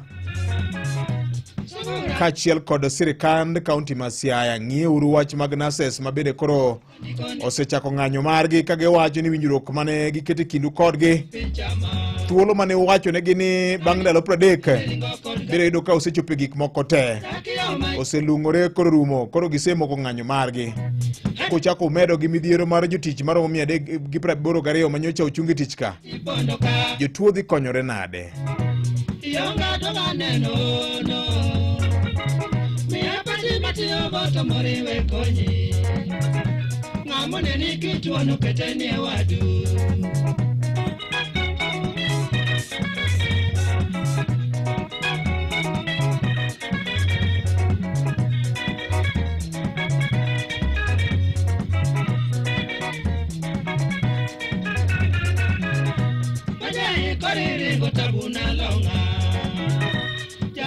Kaparo piwanga luoka Tigilo na picha maneno toklosi Yaloka ne wakeno kilala dalawa Ukego teno jairinga na ngoyotopia Kakoso dongi wena rijona kwai Jambola onge mama yoago Makosa na kanywa momoro Makata ndikarusa dagadwa jei Poco wata chengi dilana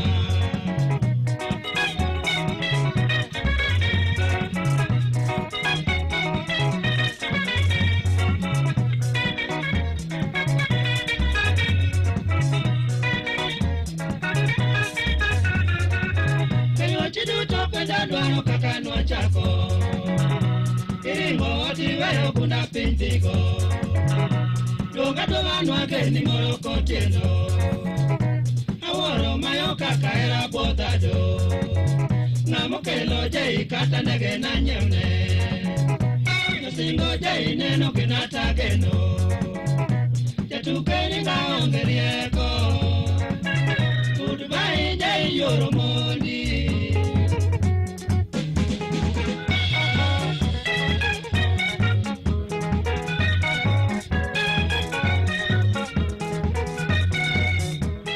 Jomoko ero kinyo ni jai miwero no en jai bonyo kose en jai mane Saa 1:39 mar okinyi tielo ma osino kanyo kod bengi mar COP Bank mami yot e weche mag medo stock bedo kod kaka inyalo kata nyalo mar medo stock e dukani e ohala moro amora mitimo mondo kik imoki maino margi en neno ni ohandi dongore e yo mowinjore kendo gimako badi mae momiyo gibiro gi chenro maber kodi ni kadipo ni in ja ohala apaka mag ohala jabedo ga mang'eny ahinya. Achiel kuomgi en ni samoro ni igeno ni dhi medo stock e chiro tido ka kare ofuko ni nono oyo kik ichandri dhi e branch man machiegni kodi mar COP kawuono iwuo kodgi gibiro konyi kit ohala moro amora mitimo nyakwaremogi COP Bank ni kodi kaka ja ohala.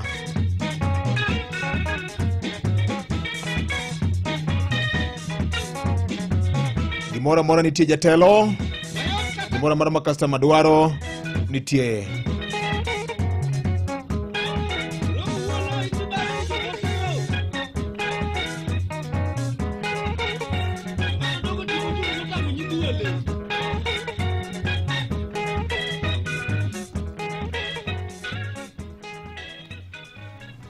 Mana kamano nyakura Mogajwang ote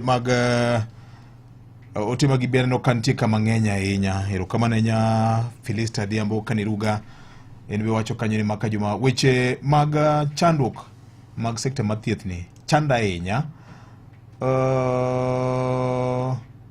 Nyoro bende nyaneno kanyo ka governor ma Homa Bay County nyo kete orindi maliet gi senator Homa Bay County, Senator Moses Kajwang, jakom mar County Public Accounts Committee. Nitiere weche mathoth manyo penji, weche mag kaka pesa tiyo e county Homa Bay, weche mag jotich, weche mag kigoto nyo penji, weche nyo thoth nde, kendo governor Gelange nyo bedo kinde matek ndwari mar duoko penjo, manyo ipenjo gi committee mar Moses Kajwang. Mano committee midongo ni County Public Accounts Committee mang'iyo kaka pes jopiny itiyogo ne ber kendo ne ber kabisa. Kendo ni kitiri penjo moko manigi nengo manyo ipenjo gi committee makamano. Mane kaka wanyalo rieyo godo sirikal mag kor gwenge. Wageno mar biro winjo ni to recommendation mar Moses Kajwang mopogore kod weche mamoko manyo wach ni koro EACC onego non weche mangima. Omenda mar $1.32 million notigo e manyo kambi mar PWC mane timo gimiluongo ni staff audit mar ng'iyo ni to wan gi jotich adi hie e county Homa Bay ka. To chudo margi chalo nade king'iyo chik miluongo ni Public Finance Management Act. Bin watiyo gi pesa mang'eny e weche mag chudo to pesa mar dongruok bedo matin. Machielo manyo bedo kudho ndi en pending bills. Dwaro mar sirikal gima iluongo ni statutory deductions, obed NHIF machoncha sani iluongo ni SHA, obed wach mar NSSF, ine payslip ing'adi to county ok remit. Mano makosa maduong'. Machielo ka en pending bills mag suppliers gi contractors. Nya winjo ka isomo ni nitiere mechanic moro mabandho mana $8,000 kende. Komiti no dhogi no moko ni to jali ma jajwa kali ni $8,000 ne ni pod odiero kaka pending bills obedo nade. Weche ng'eny nyakwara mogin saa 1:45 mar okinyi. Namba na en 07222 090 County ma next mibiro ng'i kod komiti makamano en Murang'a County. Kakoro to bende gibiro chano timo limbe mar chuo wang'gi e chenro mar Kigoto. Governor ne wacho ni oyo ni contractor moro no dhi osiemo ne mano chuo mane oger kod pesa mar ngaf. Ni magi managero ni jomoko kwayo gima onge koro beto gajore. Maramogi oyawre Victor Tino maka Juma. Oyawre machiegni Benson Wili japicha miya wach. Mokwongo en puoch gi pak ne Moses Tino Kajwang. Yes. Otimo tije kaluwore gi chik mokete komiti mocheya. Ayie kode nikech ok odewo wang' ng'ato. Nyien gino kaka ne chalo. Ok ong'i ni to mae county mae we agone piero kumba piny. Oluwe tir kong'iyo interest mar japiny kanyo to puoch gi pak otiyo gi tijno maber kaka japiny aneno masiro. Yes. Mar ariyo. No wawinjo ka 10,000 jopili kawo polise. Yes. Sani kod ng'eni wakome kodhi ni ng'eni giringo gilal te. Sani ok ibi winjo jatelo makoni mae koth mwakome nikech ber oselandi. Sani giringo gilal te bang' ka koro kepo ni oserumo. To gibiro duogo ne japiny ae mae kama wabede to wambe jopiny wang'iyo gi nikech VOJ. Sani ng'eni wane digital era. Chon jiro yugi pisi gi oro jode. Ema kani kata yine puodho to gari obiro to barupe ne merenge kao to gari teri Kiganjo. Yes. To sani wane lony manyien. giti kodwa gi lony manyien mondo wambe japiny waneni to kare bede sirikal ber ne sani nyithiwa donjo sirikal kendo ndiko to kendo vieje ineno wach mawacho ni yes en awache without fear and contradiction kendo jotelo mineno wan godo manyote mole broad base kae kikelo gi studio kan wabiro chomo gi tiro ka onge mibadhi biro kwana badre gi nigi nyaka gindiki nyithindwa donje sirikal mae tulo wambe sama ginyiso ni mae koth mwakomeni wakomo mana kodgi ka gin bende gichiemo to jopiny be chiemo koro PSS ma wan go umulogo gi ne ji te omak bede nyithiwa rwake polis te karomgi ok te kata mana tiero yugi pies roro to de nokorwaki te to morwakgo nochako yudo rank mochako rwako jomoko magi gik mwadwaro ni kigama tachaka gamo ji adek magamo chako gamo jomoko mae momi ineno ka fuko osedinorenwa ma wan waonge e thuolo mag tije mag piny owacho nikech jotendwa koyudo thuolo these have their own personal interest. Ok ging'i oganda gi ni to oganda wani bodonjo. Mae momi oganda mamoko lowa wan joluo. Gin ka gidonjo to within a nominate gisepong'o sirikal. To wan to ni terms and conditions must be applied yawa. Wabiro apply nyaka karang'o vijay. Erokamano. Maramogi. Pilot mar Ndhiwa. Ng'wono Nyasaye mondo dine. Jowa min pilot ng'wono ne wasetieko. Ng'wono ne wasetieko. Sani ok waor ng'wono. Morning makajuma. Pimna ni sirikand county Mama Bay biro ndiko agricultural extension officers karang'o Kilario koth mar komeka nyamwa penjo ni to sirikand county Mama Bay biro ndiko extension agricultural extension officers karang'o Abro Luwanena waziri mochung'ne weche mag pur DG penjo nitie ka kod sirikal kokalo kuom county public service board penjo nitie ka monego duok kudo piny ma koro wakudhodo wamos gi dholuo ka jomoko kuwinj. Yes. Jotelo man gi lemo e ODM ketho ODM kod their partisan interests. Mae gimomiyo ne wadwaro gimoro ni ka ng'ato tele party to kik obed ni kendo chako ng'iyo elective post. Nikech ma kelo gimiluongo ni conflict of interest. Iyudo ka ng'ato kose land position ni vacant magi yie ni mondo tim nomination to gikawo pes ji ma jomoko bwana we tije gi jomoko resign we tije gi oko biro gi pesa ma gisechandore mang'eny ka gikuno to gibiro giketho ka already jotelo me ODM giki to ni kod interest margi somewhere. Gini kelo ga gimiluongo ni vote apathy. To mae gima cost wa pile pile. Nyiso ni jomoko keto their partisan interest mbele molo kata gima ji dwaro to gini emo osebedo ga kata ka samoro gifelo go jakom. Nikech idhi yudo ka koro turnout bedo ga matin ka koro ji ochopo general election. To kendo mane momi inwang'o ka sama ji atimo election wan chunywa lit seche moko ma kata chiemo dak ichiem to gito pod iyudo ka gin gi guts ma giyang'o nyaka dhok giluongo ni homecoming party.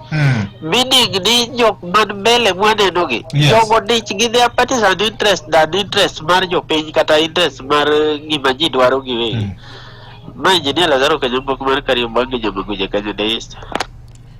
Jochung' mag ODM malaro lemo jotiko mar ODM constituency ma Ugunja kod Kasipul ne ywak nyoro nitie jo officials mag parties mag party mar ODM ma osewuok oko kendo wuok apiaya ni ana donge ng'ane magone debe koro giwacho ni pap okopie. Winji maber ahinya kan Mombasa ma endi PC machiegni. An gima makodhoga kalure gi kaka naluwo nyoro wach mar Senate penjo mane gipenjo gavana ma Homa Bay. Yes. Adiera makende ere kaka inyalo wacho ni Homa Bay County nigi jotije manyawawa 1,227 ka gavana kia. Ere kaka gino nyalo bedo 1,327 en namba maduong' mokonego bed ni e county ka gavana kia nyaka bed ni lwet gavana nyaka bed e iye kanyo kendo jogi gin joma chamo osara. Mago nitie mbadhi mago nitie VOJ mag wang' teko magi onego luw kendo EAC onego bed ni tiyo tije kaka owinjore. Magi gik monego bed ni giluwo ma jok matimo chike ma kamagi kata ma kuelo gi wang' mateka inan onego mak kendo onego kaw nego okang' makare VOJ. Mar ariyo katieko gi wach mar SHA VOJ. SHA pod ok ti kamoro amora. Wapenjo CS mar health ni shida ni kanye kech ka gini ne tiyo chien maber to donjo mare oketho gimoro amora VOJ. Erokamano nyapisi kani Mombasa, erokamano ahinya. Ng'at machielo wacho ang'o nyakwara mogi wago mbaka wakudho piny oyawre machiegni wado ni senator reda wach kigoto no to wach monego ng'i kabisa gin jotich manyawawa e county ma Homa Bay and nineno ka after PricewaterhouseCoopers noriemb dhano modhuro ma kata Siaya jogi safa nyaka kawuono and onge action mosekaw nyaka kawuono omiyo Senate warito report no to kama dhi bedo marach en budget ma 2024-2025 onge dongruok moro amora ma japiny oyudo malong'o omiyo wadwa nong'i gigo. Erokamano ahinya. Maka Juma oyawre masalani ya kongera kanisa machiegni Woodside. Maka Juma wach makasepol by election makasepol ni Maka Juma. Yes. Buparo ni odhi bedo free and fair nikech gima wachich godo the national chairperson nigi ng'ate the constituency chairperson nigi ng'at achiel. Ng'at achiel ni ema giwuotho go kendo giwacho en malit ka jakom mar party wacho gi dhoge ni jok motwe pesa go ni nyocha gi gwela ni party onge pesa matim go nomination. Party ong'eyo ng'at achiel ma en wuod were ema giwacho. Koro jok modong ji ang'wen modong motwe pesa gi gin karen itugo mana gi wigi. Maka Juma wadwaro free and fair nomination to wang'ne ka dipo nigi puso nigi ketho nomination mar ODM te kaka ODM rume kasepol ka to kendo dhi rume Homa Bay County mzima nikech waneno ka jakom national chairperson mama ne dwa tugo gi party ma ok ber. Erokamano ahinya. Maramogi oyawre Victor oyawre jatelo kuyo kod jadolo Pastor Ben Makachuodho moch ma Akele Benga ka endi wantie kendo wangima to mak mani sieda mantiere miya Victor sani koth chwe to anyalo paro maber clip mar John Mbaridengo kanyo mar CS marwa nowacho maber ni Lala Ruga Road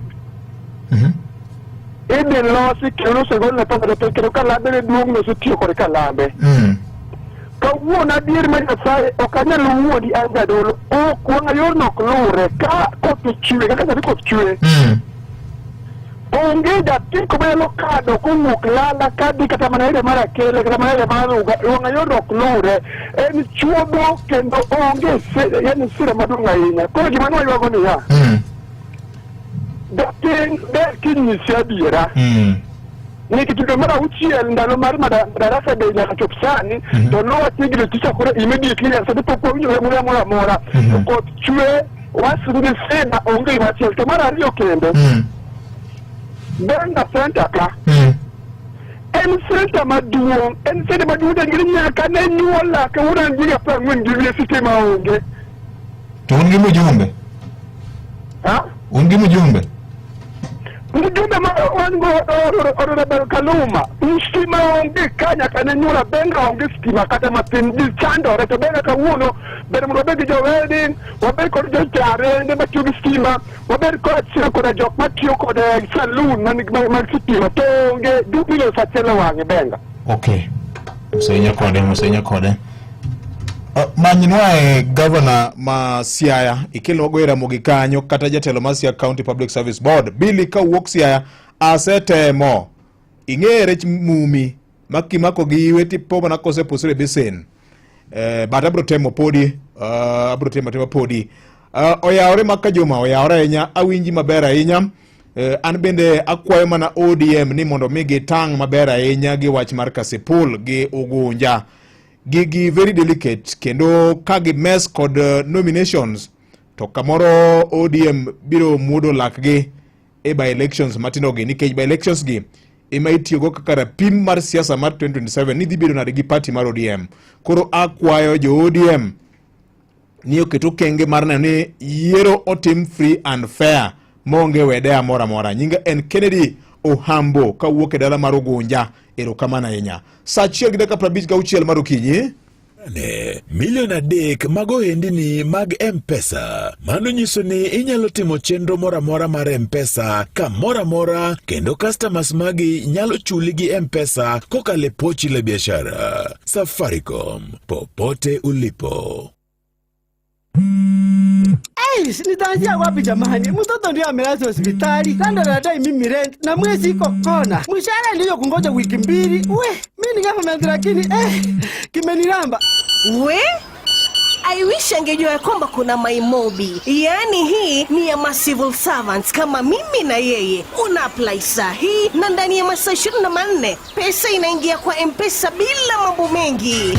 Tunakuletea MyMobi, njia mpya na ya kipekee kupata mkopo wa dharura kwa wafanyikazi wa serikali. Pata mkopo wa hadi shilingi 20,000 kwenye M-Pesa na ulipie kutoka kwa payslip ya mwezi unaofuata. Piga *531# sasa ujisajili na ujue limiti yako. Hakuna guarantors, hakuna kujaza makaratasi, unapiga tu *531# na uko sorted. Chapa bila drama. MyMobi, iko sorted. Ne janyuol, sani onge rokni mar dakika mogik cha. Bengi mar KCB ni kod duoko makare mar konye chulo school fee e yo mayot. Ibiro rito sa, wuoki achiedh nade kendo konyo ngima manyime mar nyathini. KCB, for people, for better. Dakika dong 3 kende nyakwara mogi chopo kanyo sa 2 mar okinyi makawuono. Dair mar ng'isi podi ni kokalo kuom chenro mabende wango kinyi makawuono mar Wigo en yor yudo taksi manyalo kowi kamora midwane dhie e yo mayot adua. Bende wan kanyo kod gimiluongo ni cashback cha igolo ticha kiduoko ni sendi moko kanyo ni konyrigo nigo erokamano kuom tiyo kod taxings mag Wigo. Kuom mano dair mar jiwi kendo kwayi ni pile kapile timana kod Wigo. Let's go en saa 1:58 mar okinyi masani. Pod wagomba ka okudho piny nyakwara moge jwang'. Maramogi? Oyaore VJ. Oyaore? Mae Kawili Mike Senior. Udgem karibu. Siaya wane. En upong monage yuagruok.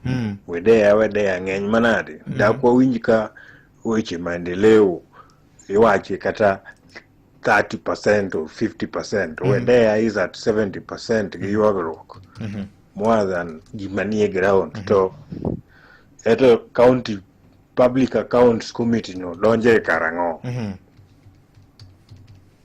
County Public Accounts Committee ndalo moko no seno no siaya mane wood piny moro no yuago pesa ne to kwayo committee ni to anto koro dongere to bet ka gima peke lewa we monda piny mana penjo mara gi dholuo to no miye thuolo matimo kamano Kawili weche thothka kendo jo piny nigi teko mar wacha magineno kendgi ma en Kogwen e Nyakalondo Maramogi FM. Halo? Urjuma oyaore. Ma roch kwaga. Jauriri wache mamigori. Urjuma dama weche mathin weche adek kende mokwongo acha weche mag kembe mag sirikal manyo bedo leasing. Mono bedo list gi. Ido kanyo bedo leasing Urjuma. To bedo leasing kan gi gop jopur. En gi gop jotich. Pesa be jogo miyo sirikal mono bedo leasing. Yes.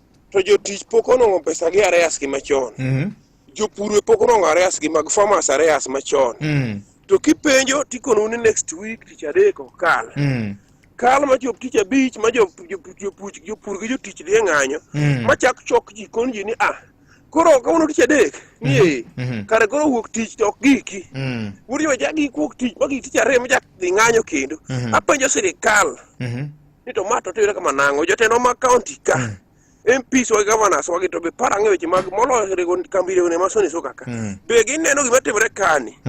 Mar ariyo VJ jotich ng'ado pesa gi mar saa to kidhi hospital kini gi nyathi tiko ni saa ni pok ochul sani kod weche 6 Wuod Juma sirikal ni kanye mibadhi koso mogik sathin mogik kwa sirikal wa makaluo ma koro marwa Wuod Juma gima gitimno moloyo te Olande ndoro polise gibedi atamalo mamalo mondo joluo bende donje sirikand ni ombo ne ber mar sirikal. Erokamano maluoch kwa David. Erokamano nya Wuod Oriri nyawinjo kanyo ka jata tije mako joma tayo kambi masoni shugo manyien ni nyo bende owacho korka kore kaloro koda wach mar osara mag jotiche. En saa ariyo mar okinyi okalo gi dakika achiel nyakwara mogi bang' kinde mano kende weche manyien e yo machuok.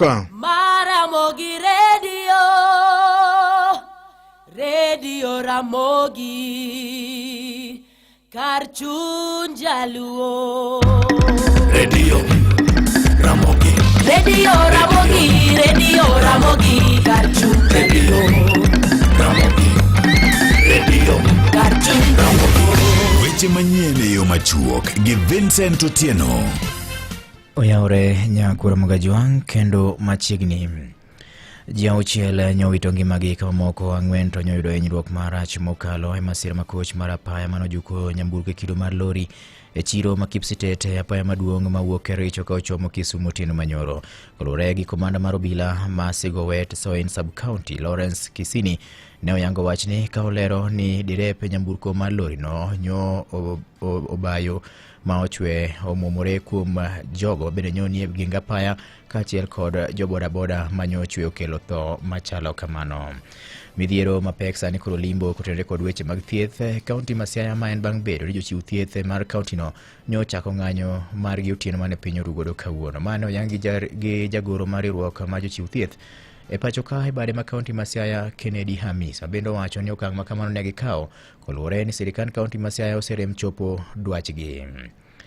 Kod okang' mar keto kama mwandu gowe mong'ere kaka pot e gwenge mag Muhuru Bay manie kaunti ma Migori ma en achiel kuom singo ma jatend piny William Ruto ne oketo kinde mane otimo limbe kaunti no koro ne osechakore ka bende kweth mowuok kaka misen mochung' ne weche mag lope thurka sani koro nie kaunti no mar manyo lope ma dwarore mondo mi koro gerie pot no.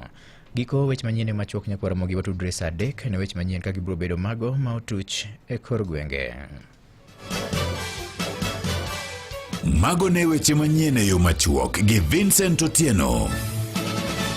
Parane, milion 3 mag ohendni mag M-Pesa. Mano nyiso ni inyalo timo chenro moramora mar M-Pesa kamoramora kendo customers magi nyalo chuli gi M-Pesa kokale pochi la biashara. Safaricom, popote ulipo. En kinde mag back to school maonge chiedh nade. Gi KCB chulo school fee en piyo, onge ng'ukni kod wich bar. Limbad bengi mar KCB moramora man machiegni kodi kawuono. KCB, for people, for better. Ramogi Radio Ramogi kar chuny jaluo. Dakika en 3 tok sario marukinyi makawuono Nyakwara Mogi pod waluwo weche mathoth matimore alwora marwa. En mana medo kwa jowa ni utang'a e ndara.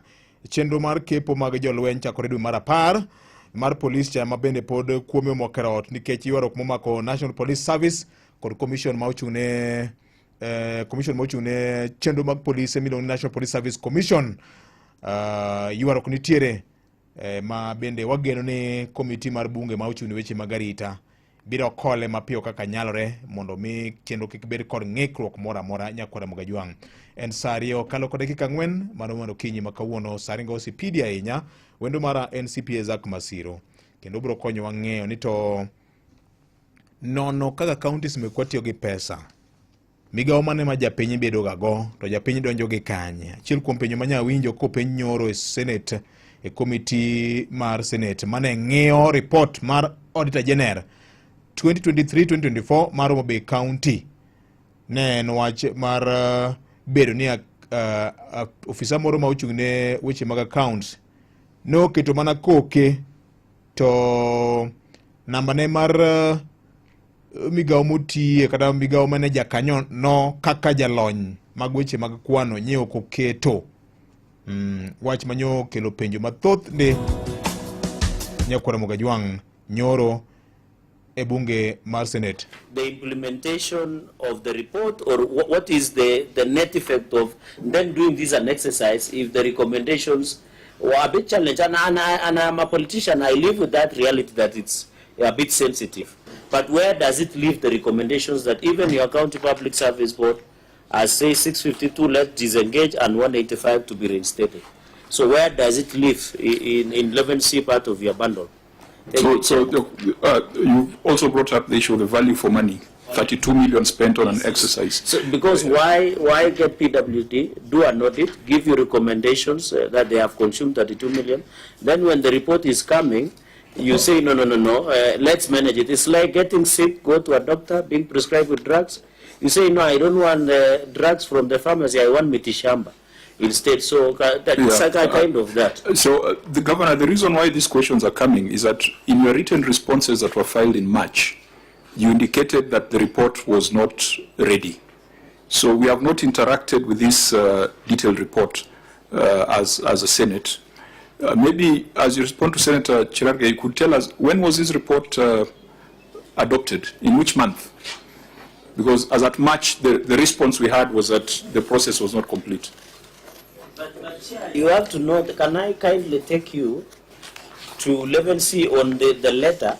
It looks like the PWC report came, I think, towards the end of 2024, because this letter was written in 24th January on the implementation of PWC census audit report. So it means it was, maybe you can go there before the governor answers, immediately after the 11C, that letter that... Senator Nandi County, Jakanyo a committee mar County Public Accounts, mabende jakome en Senator Moses Kajwang, manyo temongeo audit queries, manyo cha ogol kod office mar Ode Jener eik manyonge mar 2023-2024, mane governor uwon nyo kete tago malando monomi oneka konyalo doko mokuom penjo manyo nitiere enyim committee makamano nyakoro Mgajwang. Weche ne thothne mabende ni penjo kokalo kuom committee makamano nyakoro Mgajwang. Before you go to the 350, yes, because you have a very detailed appendix which you can refer to, but our attention was drawn to this 31. You are saying these are firm orders by the court. Now, is there, because there's no column, you've got a column on remarks. And And then what do you do as a governor? What exactly are you supposed to do as a governor? If you have come in, you found that your wage bill is way beyond what is allowed in law. Do you fire people? Do you rationalize? Do you increase your own source so that the percentages could go down? What exactly do you do? Bano Enoch Wambua, Senator, bende kanyo penjo mage kanyo nyakora Mgajwang. Something percentage range. I think Siaya is in the same position. Busia could also be in the same range. It's going to be a tough decision because as you have seen the kind of uproar the PWC report receives just on the face value, but there has to be a way of fixing it. As I said earlier, if we didn't increase our own source revenue by 1 billion, I think we'd be saying that Homa Bay should be shut down because we'd be at 60%. Which maga public finance. Ano kawindo na ose yoroka kendo en jago kwano mangula which maga pesa gi winjo ka DC iluonga ni CPA Zak Masiro kendo Wood County Masya wendo na okinyi makawuono zako yaore CPO yaore. Oyawre nyama ka juma ichionade. Nyasani okute maber ahinya. Kamano. Weche ng'eny kama jopiny yalo. Weche mag pes jopiny. Pes jopiny. Kamano. Tugo ng'enye. Tugo ng'enye. Nikech ang'o miwacho ni tugo ng'enye? Ene chike maonge koso joma onego luw chik mok luw chik. Mokwongo BOJ. Aparo ni jomoko koyudo komitelo. Iwacho ni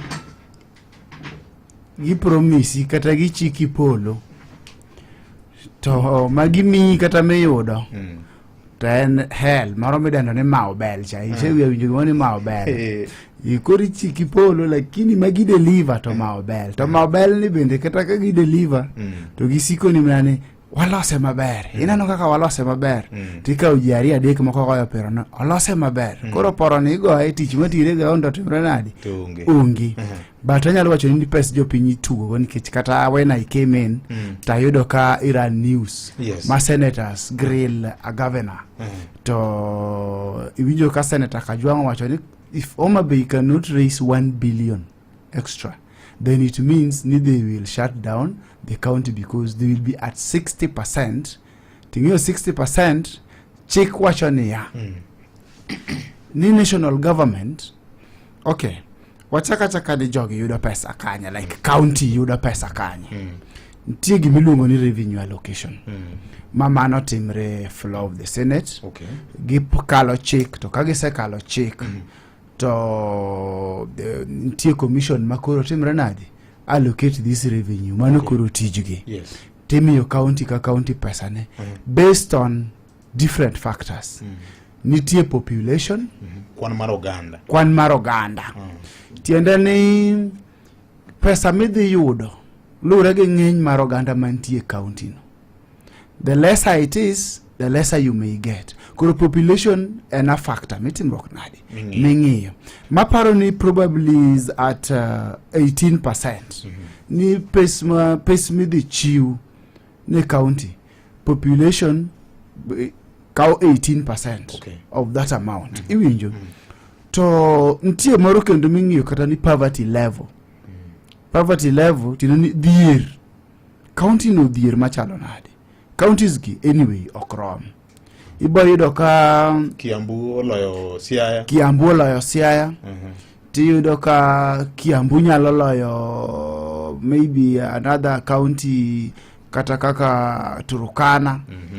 To kendo nitie gimiduogo ng'iyo kata mana ni land area. Mano around 14% mar total revenue allocated ibro ng'i 14% mare wage using poverty as the baseline mipogego. To kendo nitie kata gik moko kaka land area ma broke around 8% of the revenue allocated. Iwinjo gigi duto king'iye mibiro yudo ni county moro yudo moro moingo jowadgi nikech Turkana to nigi ji matin to duong gimomiyo mang'eny molo kata counties mamoko based on law iwinjo to kendo koro kobiri population to kanyo gibe gitimre nadi gihinyore koro mane kaka gini play at the end of the day ibro yudo ni county moro yudo mang'eny moloyo jowadgi in the sense ni lore ni in considerations magine nango then population and poverty consider population gi land area nikech ibro yudo gimomiyo kata land area samoro gimomiyo ing'iye adieri population to tin lakini adwa wuok like 1 kilometer to the next maybe 30 or 40 kilometers ma area no cover or beyond that okinyal ng'isa ni Ibromia when it comes to land coverage Ibromia kama maybe ngato cover mana maybe 12 kilometers iwinjo so therefore ngani be nyaka ngeni as much as getting wuotho to nyaka getibro nadi gi wuotho nikech along on that land ndara be nyaka get along that land and all that iwinjo ai to eri kaka giyude iwacho niya the most recent audited and approved revenue collection mano adhi loko ni gidholuo mano eming'iyo tikao 15% mare samitimo budget cha tikao 15% mar kanosenon wawachni kanosenon buge mar serikal machiegni mogik iwinjo mane wayudo machiegni mogik ting'iyo ni to revenue total revenue collection ma is audited tendimo ma janon buge mag serikal the office of the auditor general oseng'iyo mo approve ni my revenue ma the nation no collect tiwacho ni ma wakao 15% mare tema koro waketo wamiyo counties in the next budget iwinjo so therefore for example in wawachni budget mar 2025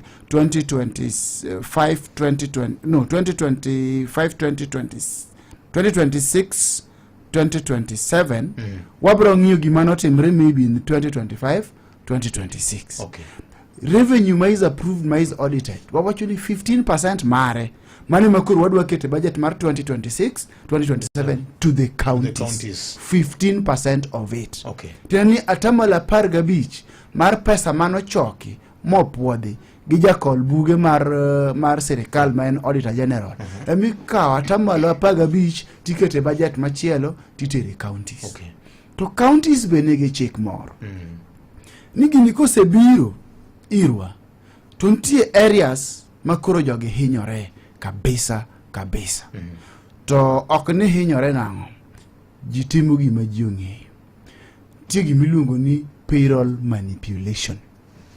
Payroll manipulation. Payroll manipulation ni and one of the ways kata chiel kuom gigo. Payroll manipulation tiende ni ya ing'iyo kako ndik jotich. Gomenda monego bed ni jotich timre nade yudo kanye mitugo go. Manipulation en mana tugo gi gimoro mondo kel impression kata kel picha mar miriambo. Tiende ni kawacho ni Maka Juma koro wan RMS ka. To kane nitie accountant moro to bro wacho ni ok wacho ni nitie atiyo gi mano kaka ranyisi to owacho ni kae ondiki ji 1,000 to wiji 1,000 gi ng'ato ka ng'ato yudo 1,100 kara kae to kata 1,100 ne moko ondiki ji samoro gin mana 51,000. Tiene ji moko maybe jomoko gin mana maybe gin let's say 5-10 instead of ji 1,000. Tiene ni jomoko 490 osoka to gionge gima dholuo gima kizungu dano ni ghost wakaska to dholuo to wacho rawo jotich manyawawa gima leta ina kiluongi ni nyawawa iwinjo but gima mi abiro kanyo en niya yudo ka chik nitie gima hinyo counties gi kabisa mama gima gitugo kabisa en payroll manipulation. To payroll manipulation oko chaka ni payroll kwa wuoi payroll en mana list mar jogo mag jomondiki gi kaka ichulo gi kaka pesa wuok mochopo ir jatich iwinjo. To payroll ka ing'iyo gik mang'eny, payroll ka ing'iyo ni gin ji adi, kendo ni payroll nyaka bed ni number of employees gin ji adi. To payroll ka ing'iyo ni to joge ng'ato ka ng'ato yudo pesa di, gine job group mage, to ene job group mage ke job group obendo pogre. Yes. Tiende ni nitie joma yudo be mamalo, seniority comes in. Tiende ni nitie jogo mose koro gin seniors to jogo ma bedo pod ni piny. To kanyo ng'iyo ni to osuru ichoko maromo nade kuom ng'ato achiel, kuom ng'ato ka ng'ato ng'ade maromo nade. Ticha kiduogo ing'iyo ni health mwaluongo ni SHA ong'ade maromo nade. To chako duogo iro ni ng'ani retirement mare ong'ad maromo nade. Ticha kiduogo ing'iyo ni ng'ani kane en kata gi insurance moro kendo mopogre kata kaka koro wawacho ni mag nyithindo mag di school, mag ngimane health mare o cover health mare ing'ado maromo nade. Affordable housing, affordable wiya wil nade jowa mano bende otimre nade ni kanyo help gik mang'eny. Yes. Ng'ato bende nitie samoro mokaw kata mna loan bende nitie e iye kanyo. Koro gigi duto bende kose bedo deducted tinyisi ni makore net mari gimodong' e wi gik motimre nade kose ng'adi gimodong' no mane midero ne net ang'owa net salary mano mari. Sawa, gik mina na wachogi kaduogi wachak gi malo ni payroll ka ok enena ni ng'ato chungo kinyi ta wacho ni ane payroll ma Homa Bay, ane payroll ma Siaya, ane payroll ma Migori kata ane payroll ma Kisumu. Ntie iluongo ni county public what service board ma en the employer en mobiro to ong'iyo niya erotasi wana wadwaro jotich maromo kama erotasi ting'iyo tipuodhi. Tena ni mokwongo advertisement nyaka bede niya nitie tich ma wadwaro. Yes. Jotich ma wadwaro. To jotich be kibro wacha ni dwaro jotich ni koro in kata wawachi ni ne jatelo kata CEO mar county service board ni tibu public service board tibuogri ni awadwaro jotich 20. Ntigi miluongo ni departmental request kata departmental needs. Ma wacho ni wane department marwa kata kaka health wadwaro jotich makama under laboratory, wadwaro jotich maromo kama kaka nurses magi ma erim mawango. To requisition ni miyogi to kose migi to the board team official advertisement wachak gi kanyo iwinjo. Tiende ni lando ni wan kaka jo Homa Bay, wan kaka jo Siaya, wan kaka jo Migori. Ing'eni ka koro kaburu we about any specific county aburu wuoyi county wa duto especially maluo land to ma from here ema koro barupe chakre ma puodho ng'ato ma ng'ato mi kata mana offer letter ma ng'ato chiw acceptance letter mare ma mi appointment letter ai kore ki ore ir nikech some departments iboyudo kaka koro health duong in some counties to health department ido ka gin gi HR margi ma specific other areas iboyudo ni HR is general but kibire health tido ka samoro in some of these counties health nigi HR margi nikech health ka bende issue moro nyuok kamoro to that is not the point. The point is kuro HR bende nikech kuro payroll and HR function. HR en ng'atno makuro ng'iyo kako ondik jotich, welfare margi gi kaka gi behave ka tich, gi kaka gi deserve ka bende gi deliver appraisals. Ng'ani no andike bende tiyo kaka no andike to kutiyo kaka no andike bende yudo sache kaka no atimre nadi kaka no andike to okibro separate HR functions from maybe accounts bende nikech ka HR oseng'iyo to accounts bende otimre nadi chopi to kata finance department chopi ema gologa pesgi to tero tiende ni ka HR osepuodho to accountants kata finance department tije en tij ng'iyo ni ng'ani be oyudo pesa manodong'cha to kano ng'ad sha bendo ore to kano ng'ad pay as you earn mar jo KRA bendo ore ka KRA to kano ng'ad mara NSSF mara retirement bendo ore iwinjo gigi duto. But koro where does the payroll manipulation come in? Mane chuny wach koro. Mane chuny wach. Ere kaka jogi tugo gi gini. Mokwongo anyalo wacho ne japiny ni jogi tugo gi gini mondo gi yak county. To ere kaka yake. Not my own words. Abro wacho ni Auditor General nosekolo buge gi. Maka sana buge makoro ringo sani micheko en books mag 2023 2024. Iwinjo. To gima is coming out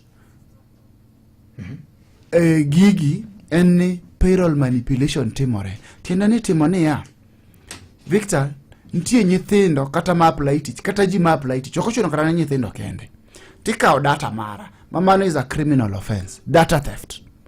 Ikao ID mara angi KRA pin no nyisa na kel NHIF number kata SHA number kuro sani wan gi SHA gigik mang'eny to information ni kosa yud ani nyisa ni ana apply tich kata nyisa ni wadwaro jotich masa moro bende onge kata wadwaro jotich ji wuotho ga wuotha ka ji timre nari ka ji chiwo barua to kata nyalo land mna tije ariyo to okochuno ni ko land tije ariyo to ji ariyo kende mabro apply idwaro ni ji 1,000 gi wiyo apply tije ere kama papers moko gi dhiye donge gin manifisi ni nti sa medwoko ne ng'ato papa niya in ni apply to kni yuto koro duogi kaw papers ni doggo papers go ntie kanyo kara jomoko tiyo kodgi marach to tiyo kodgi marach ka en koro e payroll kacha kama wawacho cha list mar jotich gi kaka ichulo gi cha record mar jotich gi kaka ichulo gi cha oket kanyo ni Victor Makajoma no apply tich e county machalo kama to ndike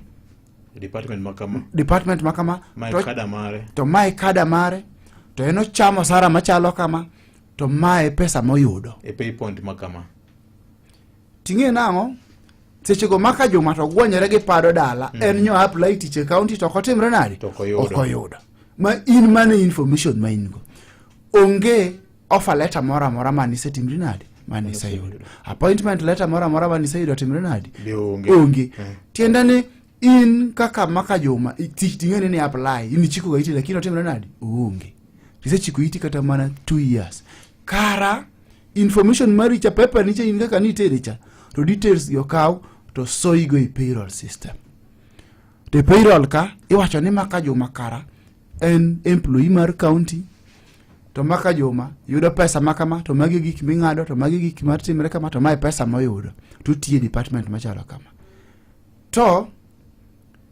pesa okni okuwogi pesa ni okete kacha to pesa ni wuok odhi kanye to Auditor General no chakuduogo yudo Makajoma ni pesa ni iyudo ni mana tiyo mana gi Maka Juma. Koro Maka Juma gin kata ji 100 gi wiye. Ma county wacho nondiko chulo to kata jogi ema kia ni county otiyoga gi data margi kata information margi moketo gi e payroll mowacho nondikgi ma pesa wuok ga gi nyinggi to gin giwegi gi kata nondikgi to pesa be pok ne gi yudo bende pok ne gi neno. To pesa ni wuok. To pesa ni kiluwe. Tiyudo ni pesa ni dhi account adiwa? Achiel. Ini seneno kanye. Maji tiye wan gi different payroll numbers kata employment number. Wan different job groups.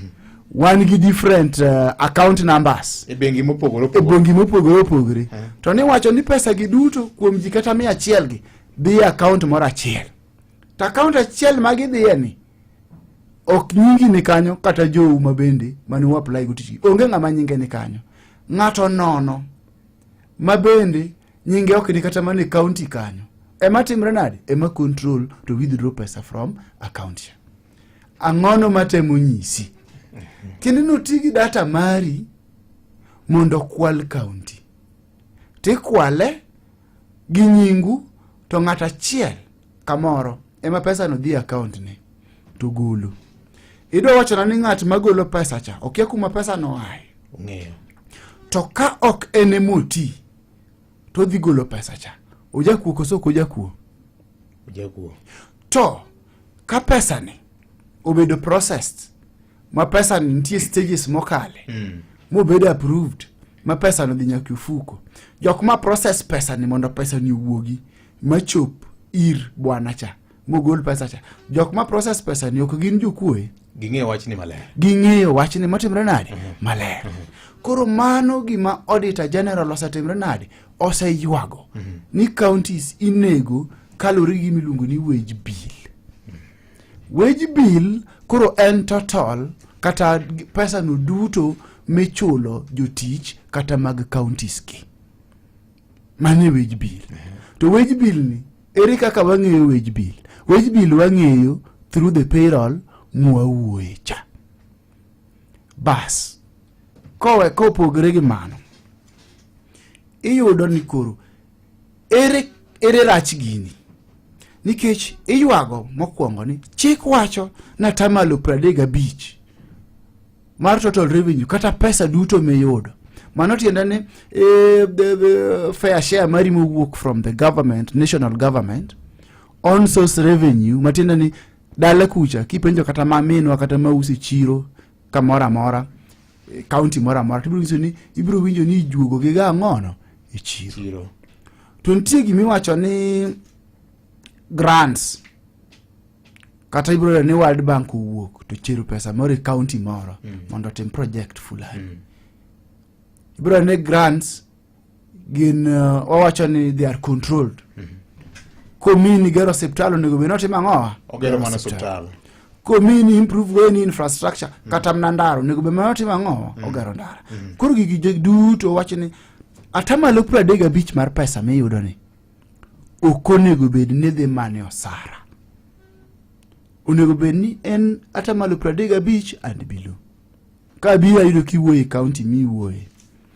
County ne yudo iwinjo ka the senator from that county osewacho ni gino riya ng'owa? Atamalo 60. Tiende ni wakalo chik moketi, to chik moketi gi magi oket through gi miluongo ni Public Finance Management Act. Moket piny maler mawacho ni mae chik to mae pesa monego be ni tiyogo mondo chulgo wage bill. Koro wage bill ni asenyisi kaka ikwale.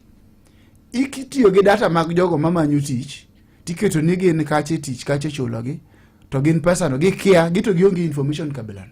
To pesa ni iteri account moro achiel. To account ni nitie ng'at matimre nade? Wuodho. Mae gima golo gini 35 katera ng'owa? 60 malo. Tiende ni wasekalo chik. Mano mokwongo. To kwasekalo chik, chik ing'e ni ok keta ni nitie ng'ama itame gimoro. Chik iketo nikech iwinjo kanyo ni Public Finance Management. Tiende ni wa manage pesa. Wang'iyo ni komiwago to kwa tiyo kode ma wakao atamalo 35 watere recurrent expenses kata gimoluongo ni wage bill. Koro modong to wanyalo timo gi miluongo na ng'owa development. Koro dwa bed ni counties makaluo kata counties ng'eny gi ma Kenya ka timo gimiluongo ni okay, okata ni timo gimiluongo counties makaluo ka gin ndiko ji mane tich magitimo. To ndiko ji okondika ji. Iwinjo ni nitie jogo mikao details mag tikete payroll kagikia, tichulo gi nyingi kagikia, mawuodh pesa kamoro gi nyingi kagitimre nadi kagikia. Tiende ni mane tich magitimo kar mondo development bendo timre nadi onen. Mano wach malich ahinya maka juma. Mago gik ma Auditor General oseflag in most of Lowland counties. Oken county achiel kende. Almost all of them. Iwinjo? Almost all of them. To counties gi maka juma. Aduki mana chini matin kapok iguro wach ni. Yes. Yande report chini mar Auditor General ne bendo yuago wach mar kakichulo jotich moko. Jomoko no yuak ni chulo gi voucher. Mopogore kod system ma sirikal oketo. Mano bende one of the ways of gima wawacho ni mago pod biro mane gima waluongo nango the payroll manipulation. Okay. Nikech kedieri ang'o momi iketo systems, ang'o momi iketo lony manyasani manyalo ng'iyo ni ng'ane ochuli ondiki e department machalo kama mae monthly salary mari to mae kaka ichulo suchi to mae kaka ichulo insurance magi gi gik machalo kamago nyaka loan duto. Tido ka jomoko tiende ni from the system ing'e gimimo iketo system mago duto still under management. Tiende ni watemo manage, watemo bet niya kadi adia button moro tanyalo ng'eyo ni Migori County wachulo ji adi to mae pesa mwachulo. Homa Bay County kamano. Gimomiyo ji ang'o dhi e tok system tiende ni watemo golo oko gimiluongo ni audit trail. Okay. Audit trail en gimitimo niya ng'iyo ni ng'ani nondike karang'o, oseyudo sara maromo nadi higani kata kuom period machalo kama, to osache ni en according to SRC recommendations kosona. Yes, iwinjo. To ng'ano mano process salary ne to no process karang'o ng'ano mano nikech nitie gima kata iluongo ni rights. Nitie ng'at ma rights ne gin teko ma in go e system ka. Samoro in teko ma in go en mana keto ni ng'ane en jatich mar department ni oyudo sara maromo kama. To right ma ng'at machielo nigo en ni o approve tiende no puodho no ke gino en adieri ng'ane onego bene yudo pesa machalo kamano. Iwinjo? To ng'ato kendo right mare ma en go en mana koro dispatching pesa ni. Not click to wacho ni pesa ni mondo koro dhiyo. Tiende ni from there omiyo bank instruction ni yani chul ng'ane account machalo kama e bank machalo kama. Pesa maromo kama. Iwinjo? Koro audit trail tiende ni en mana ni nyalo luwi mayudi. For example dala kucha. Sama dhiang'o chamo puoth ng'ato to kata wacho ni koth ochwe. Ben ing'e ni nyalo nyaka dala gi. Mawachni ni maka joma dheri no njawa. To dhera njawi nadi ing'e na ni wade. Tiluwo mos kaka thiedheni nowuok e puodho monyako timre nadi odonje daleni. Iwinjo? Mano tiende ni dala kucha. Mano very basic example machiwo. Yes. Tiende ni dheni inyalo luwe kama kaka nowuok e puodho gi dala mano timre nadi mano ai. To chon kata ka wadhi school e primary chon wadhi mnagetia walelo by the way. To ntieni giluongo ni buru. Koro idwa ng'eyo ka nyithindo ka ng'ane ka osiepna cha osedhi koso pok odhi. Dwa ng'eyo nyaka kaka footprint mar ng'ato chale ang'owa e buru. Ing'iyo ni to osiepna ma John cha osetelo mbele na. Kineno tiende ng'e maber ni John osetimre nadi. Osetelo mbele ni. Koro itemo mondo catch up kode mondo uyudru udonje school pamoja. Mane gimiluongo ni audit trail. Kar pesa ka mano bende nitie. Tene awacho ni ng'iyo ni nondike karang'o, nondike pesa di e department mane ochule to gigi duto nyisi ni nigi approvals magi. Tene ni ng'ato ka ng'ato nigi teko mare mar approving stage ka stage. Koro audit trail golo ni gigi duto notimre to mage jok manotime to mae chieng' manotimore. Ang'o momiyo jogi dhi manual nikech audit trail no gidwa timre nade gidwa golo oko. chon kata kani wapuonjira riembo ndiga yudo ke lare mane wapuonjira riembo ndiga to sama mama ugi bobo wuok odhi kata mane chiro kata odhi bayo to kigole ti riembe to ka giduogo gido kose ywe laro tiende tiende ndiga ok dwaro nani no timre nade oluoro to otherwise ja chamo kiboko koro jogi bende rucho gidwani mondo kik audit trail obedie nikech systems gi some of them gin backed up yudo ni ng'at mano nyiewe o backup makata kitemo rucho tinyalo kel the original tiwacho ni gini gol ta ugole lakini the original template ma wacho ni ng'ane gi ng'ane mano timo gini ng'ane gi ng'ane mano biro through what is called system audit. Okay. Kuro jogi gichudo manually mondo kik timruok nade mondo kik lu audit trail mondo kik ng'eni pesa ni owuok kama to kanye makata mna jotije manyowawa ka benitie iwacho ni ng'ane in kinyi dhi sign gima chalo kama dwe ka dwe biro sign to sijugo kin kare jatij county pesa gi nigi wegi nisa maro dhi sign kata siling 10,000 to wiye kanyi ni ng'isi to fire meet yo ga en pesa di en piki mar 100 100 ni waduoko ni to wa miye kendo 100 moro beti timbi nade ma go fuko umuga ni odongalo fo chiko 800 simre nade osoyo fuko ibedo ge ng'ani dia ka chamo dia sign gini monda wuog ge pesa moro mano be gi matek tich yudo tek kama ne tich medhe timo ti tet ko kikacha ti wuok timbi nade koro magi emibro winjo kata ni diere moko kiwinjo ka samoro auditors dwa dhi kamoro government auditors dwa dhi office government moro tiwinjo ni office no notimre nade no wa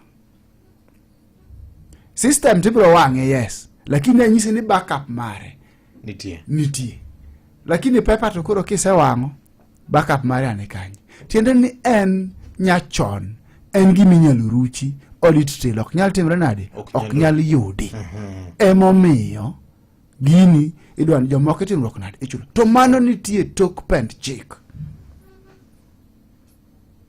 iwinjo mano nitie tok pend chik koro magi duto pod mana to timre ng'owa Kwalo County iwinjo to counties gi again maka juma counties nego kata mana nyithigi gin giwegi iwinjo maka juma contractors bebe mda wachini county government kata kaka gibedo ran is not very different okopogore gi kaka national government timre nade bedo ran counties gi nigi tabia moro marach mamano bende is pointed out aninge ni kan ka Victor ilunga kaka jalony donge yes tan koro magi buge mag pesa ba une mong'eyo wane mwang'iyo gi to away from that ma gimotim gi the auditor general koro wan wafuono ne mna japiny report to wan kamarach to wawacho notimre nade karach iyudo ka auditor general ochako duogo wacho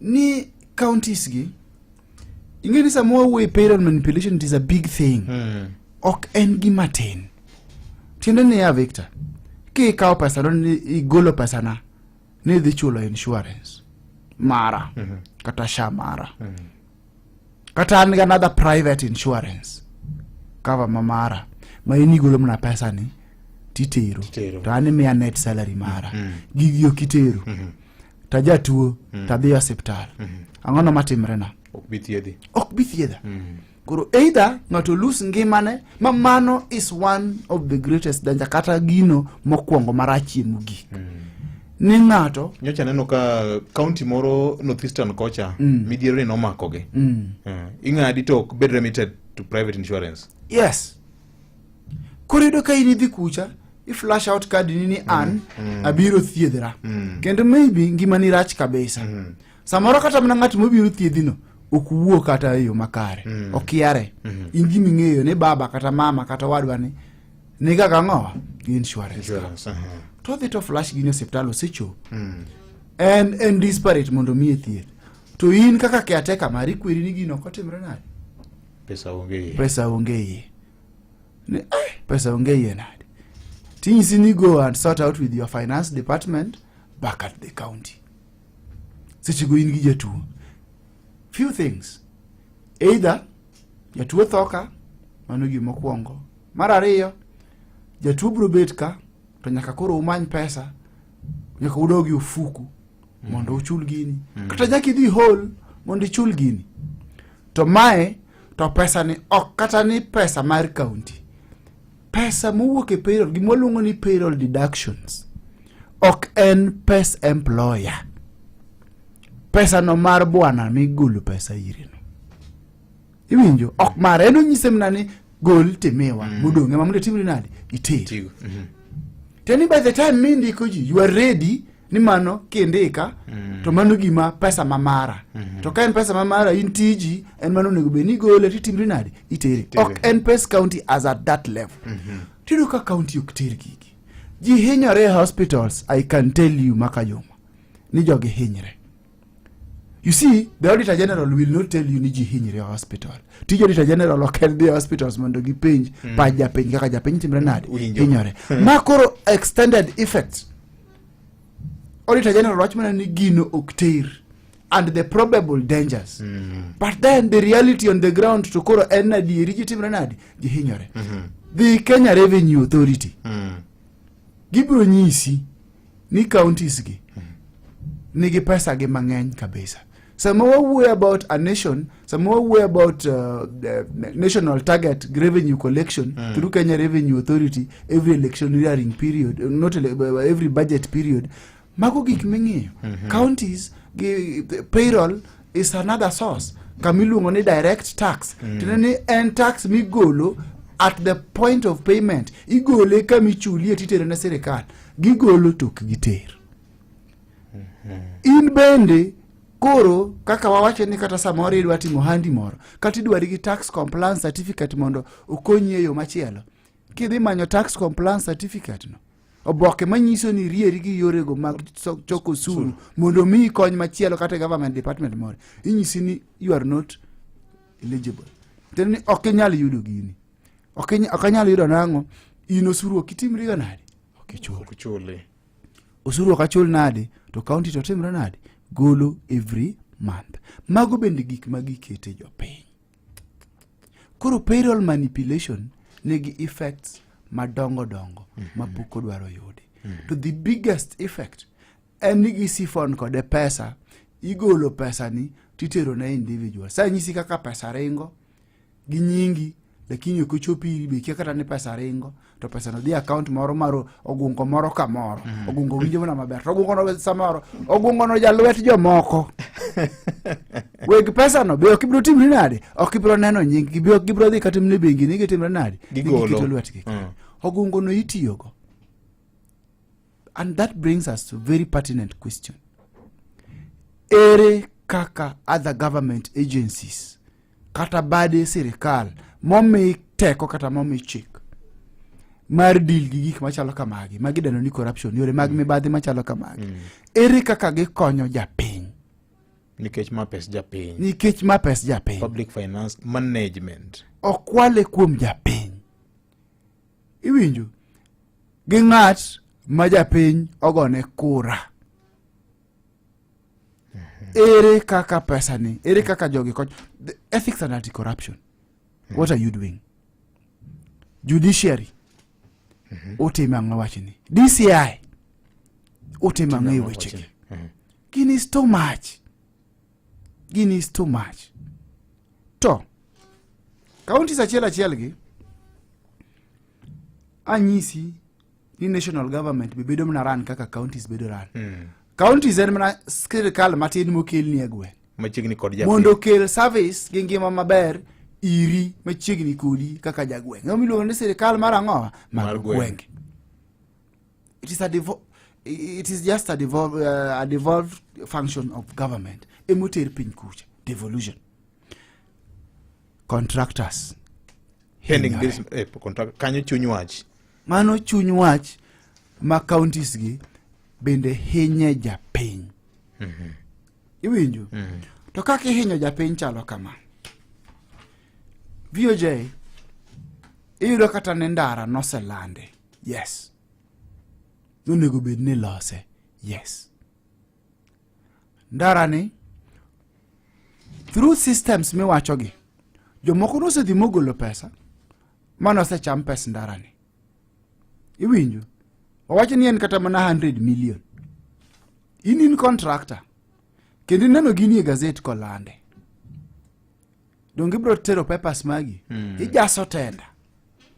Oboke. Mara mi request goni. Ikwayo goni. Miyauru ndara na timra nade. Alos an gi nyalo. Gik moko te midwaro. An gi nyalo. Gik moko te midwaro. Ntie list of requirements. Yani list magigo duto midwaro. Itero.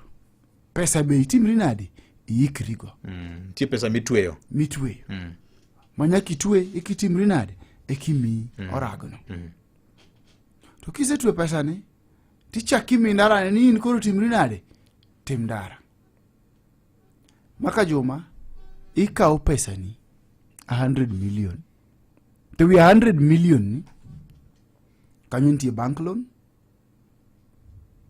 To ko weregi bank loan. Kanyo ntie bank interest. To kanyo ntie kata pesa miholo siepeni. To kanyo ntie kata gimiluongo ni capital mari mabendi timri nade mi ikorigo. Nikech sewacho ni nigi nyalo. Sewacho ni nigi nyalo. Timi ndara titimo. To ntie gimiluongo ni credit terms.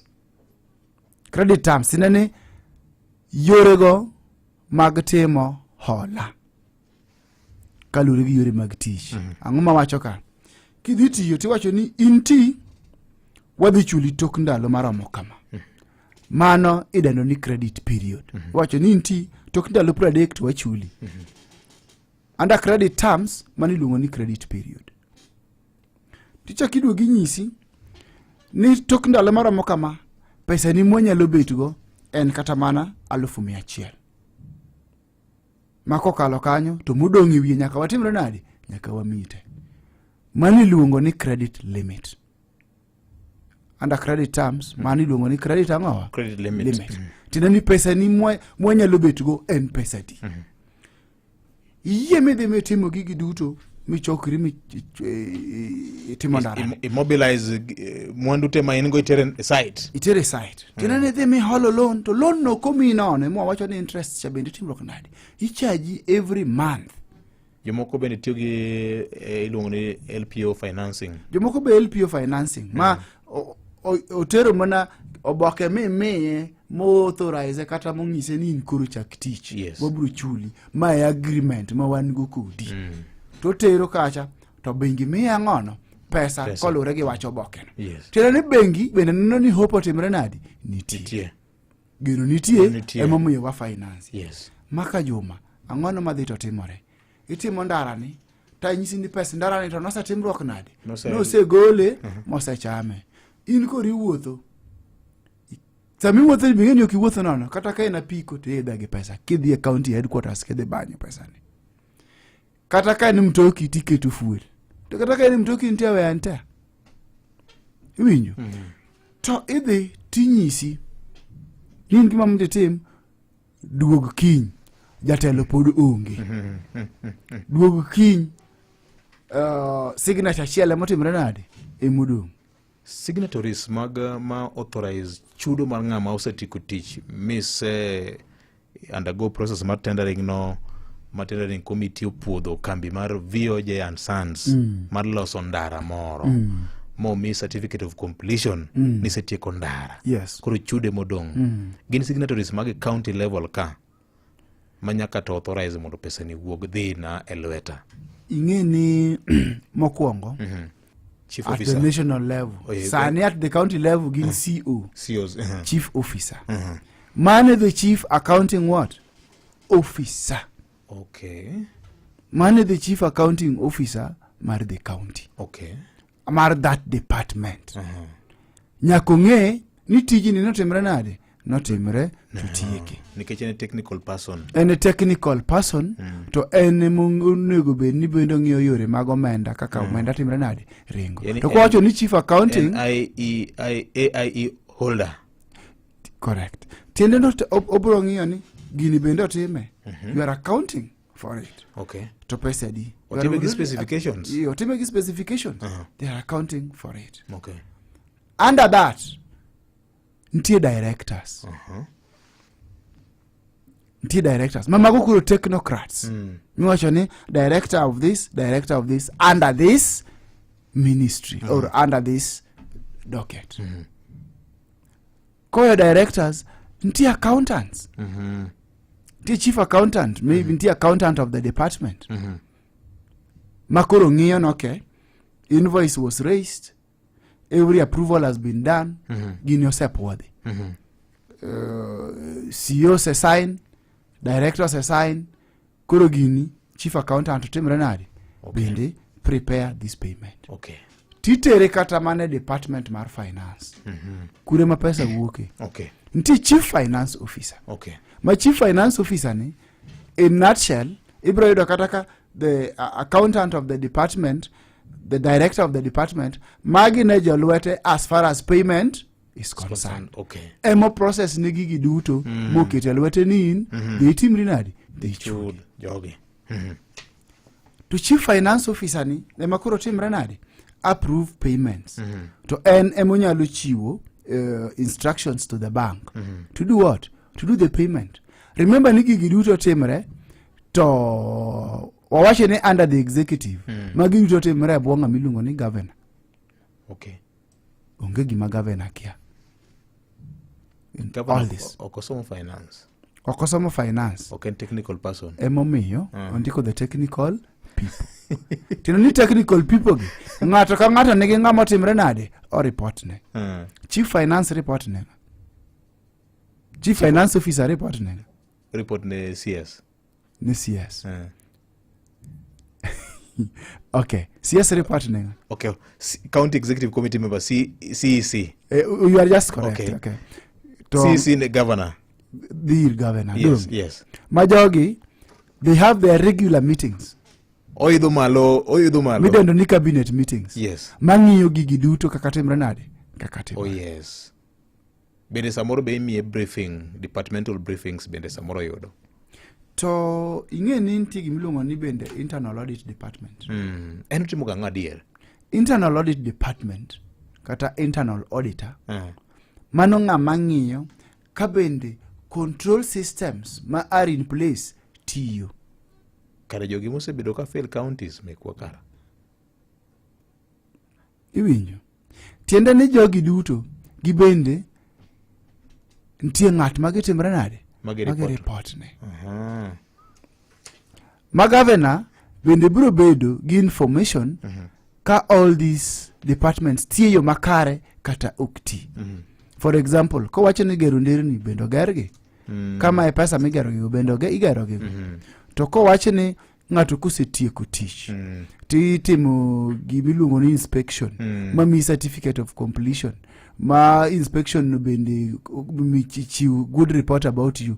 Ma can give go ahead and you can go ahead and pay. Donge. Gigi duto ng'iyo procedures giduto bende kano timo magi bende nokalo motimre nade mopuodhi kako nego bende ni puodhogi. Koso gimoro ntiega marach. Internal audit department nyalo timre nade? Nyalo chiwo recommendation margi. Nigi timre maber kata ok timre maber. Okay. Theirs is to give recommendation ka gigi tiyo kata ok timre nade? Kata ok ti maber. Whether they are going to act or not, mano ok tijgi. Mano tij wuon tich kata tij jotelo or the appointing authority. Recommendation kende magichiwo. Magi nyalo chiwo.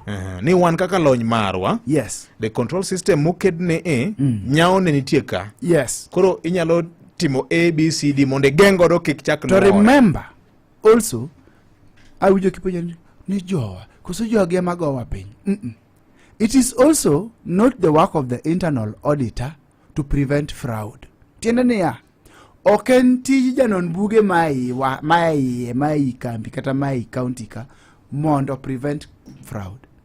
Fraud number one, ng'amonego bed ni prevent fraud en ng'atno momi tijno. Emonego bed no hakikisha no timo gino kaka timre nade kaka dwarore. Koro kinyal de mako the internal auditor ni ka ukweli ang'o umiyo kweli ta inka. Mano kangono ok tije. Eno nyalo observe, to nyalo recommend. Kara kikweli to lenga. Koro recommend. Koro ka governor kata telo mar county oko ka okang Yes. mar gengo kama kuoni tiere eno sechiuri recommendation mare. Yes. Eh. To obeyo konyal neno gimoro amora mitimo. The burden no kinyal shift that burden na internal auditor nikech obende gimoro amora mitimo timre nade? Okay.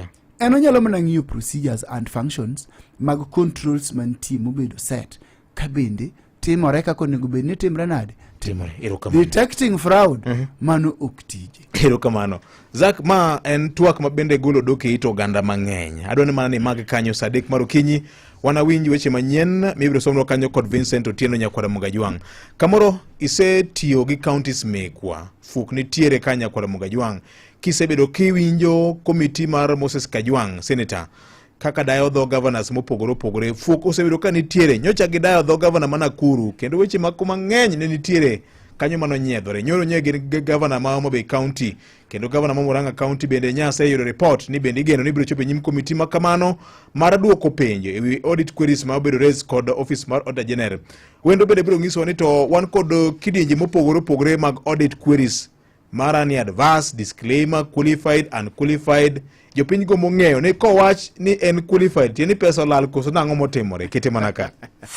Milome binja pur manyo kodhi maber timtu kodhi mar DK831 kuok Beya East Africa gin kothe manyak piyo inyalo kae kind gunde 28 nyaka 32 kuom eka ka eka odong maber e lwasi mantie gi altitude 700 1100 meters otwo piyo ochayo oro kod tuoche ma nyalo bedo gadier ni keyo mabup kata kinde mag oro. Kodhi mar DK831 kuok Beya East Africa en kodhi manyak piyo odong maber e lwasi mantie gi altitude 700 1100 meters kendo inyalo kayo kind gunde 34 nyaka 36 kuom eka. DK833 nyak piyo otwo piyo kendo chayo oro oeko bando ariyo mamiyo yudo keyo mabup nene pidho kodhi achiel kende bur kabur ne dwoko makare limagro dilo mantie machiegni kodi mondo yiere kind DKC831 kod DKC833 mondo ibed gi adier ni keyo mabup. Chagua Dekalb, chagua Ubora ni mathoth download Farm Rice Cook Play Store kata yatol ne Austin Okop e namba mar 0748 577 495. En ng'ano manyalo bedo gi geno kuome. En ng'ano manyalo gi yie ni nyalo tero nyithindo e skul kendo duoko gi kok e skul. En ng'ano manyalo geno kuome gi osiki. En ng'ano manyalo geno kuome ni nyalo teri tich kata kain kod safar ma dwa dhi seche mag otieno. Wakelo ni Wigo ma en yorot manyien ma ino kod ogadier ma osetem ma oyud ne en kare. En kod joriembo ma inyalo bedo gi geno. Nitie pesa ma iduoko ni kaka jawuoth sa ma itiyo gi Wigo app. Download Wigo app kawuono ko Google Play Store kata App Store kata ndikote machuok ni Wigo kasto iore namba mar 20425 mondo idhi safar ka in gi chir. Wigo, let's go. Ka igolo pesa kuom agent, ibiro duokni ata malo 100 mar omenda mane itiyo golo pesa kata transaction fee. Ka ichudo gi pay bill, ibiro duokni ata malo 100 mar omenda mane itiyo golo pesa kata transaction fee. Ka igolo pesa kuom bengi nyaka wallet mari, ibiro duokni ata malo 100 mar omenda mane itiyo golo pesa kata transaction fee. Bed smart, smarter bundles imetosha. Browse, tudri gi wede kod osiepe, to pod ibiro duokni ata malo 100 mar omenda mane itiyo golo pesa kata transaction fee gi Airtel Money. Smarter bundles imetosha. Yud 7 GB juma ka juma, dakika 100 mag tudruok gi network mamoko, to wakno mongi chudo moro amora ka itiyo gi network mar Airtel gi Airtel, to pur biduk neta malo 100 mar omenda mane itiyo golo pesa kata transaction fee e Airtel Money gi Airtel mar 300 bob kende. Smarter bundles imetosha. Go simu, browse, tudi gi Airtel Money. *544# modiru gi network musiko dongore. Airtel, na bado tuna grow. Shinda milioni, shinda mili, shika mita. Shinda mili na 300 milliliter. Funua flavor, funua. Fika shop chap chap, nunua. Fanta, Coke, Crest ama Sprite. Nano vida au tonica polite. Funua flavor ukiflow na utam. SMS hiyo code iko chini ya crown. Funua 40111. Siku chochi ni zawadi za maana. Instant cash maralat na baro za kujak milioni kila wiki. Shinda mili, shika mita. Shinda mili na shinda milioni. Funua flavor, funua. Funua flavor, funua. BCLB number 0000256. Maramogi Radio Ramogi Karchun Jaluo. Sadek marokinyi wayudo weche manyien Nyakwara Mugajwang penjo gote wabro yudo thuolo mar duoko gi kokalo kuom jalony man go studio ka ka watemo ng'iyo kaka counties tiyo kod pesa kokalo kuom lai mar chik. Matuche kor gwenge gi Vincent Otieno. Oyawre nyakwar Mogajuang kendo machiegni. Ji auchiel nyowito ngimagi ka 4 mamoko to nyoyudo hinyruok marach mokalo masira makoch mar apaya manyojuko nyamburko e kido mar lori e chiro ma Kipsitet mayudore apaya maduong' mawuok Kericho ka ochomo Kisumu otieno manyoro. Komanda mar obila ma Sigowet Soin Sub-County Lawrence Kisini ne oyango wach ni ka olero ni direp lorino bende ne riembo ka ochomo Kisumu ne obagni ma ochuomo mure kuom jogo mane wuothe bath apaya kanyakla gi jobodaboda ma ochuo kelo lal mag ngimagi kod hinyruok machalo kamago. Lorino manyo ting'o chumbe moti kata scrap metals nyo omomore kuom jogo ma onego ji auchiel go kanyo ka 4 mamoko to nyo yudo hinyruok manyo tere od thieth maduong' ma Kericho. Weche moko en ni jogedo kata contractors e county ma Homa Bay koro bwogo mar loro chiro duto kendo chungo chiro duto ma gisebedo ka gitimo e county no nikech gowi malach ma koro gidwaro mondo piny owacho mar county no chulgi ka giwacho ni gowi go sekunore ka ochakore higa mar 2013 kokalo e riwruok margi ma ong'ere kaka The Association of Contractors and Allied Stakeholders. Bende ne giwacho ni gisebedo gi horuok kuom higni mathoth to piny owacho mar county ma Homa Bay ok osebedo ka chulo gi gopegi. Kane giloso e boma ma Homa Bay, jakom mar riwruogno Mano Collins Omito ne owacho ni koro gisebedo kod buche bura gi gavana ma county ma Homa Bay Gladys Wanga to onge olemo moro amora ma twak makamano osekelonegi wach ma koro miyo ging'ado mar biro loro gigo ma bende ne gigero mondo mi giyud ratichgi.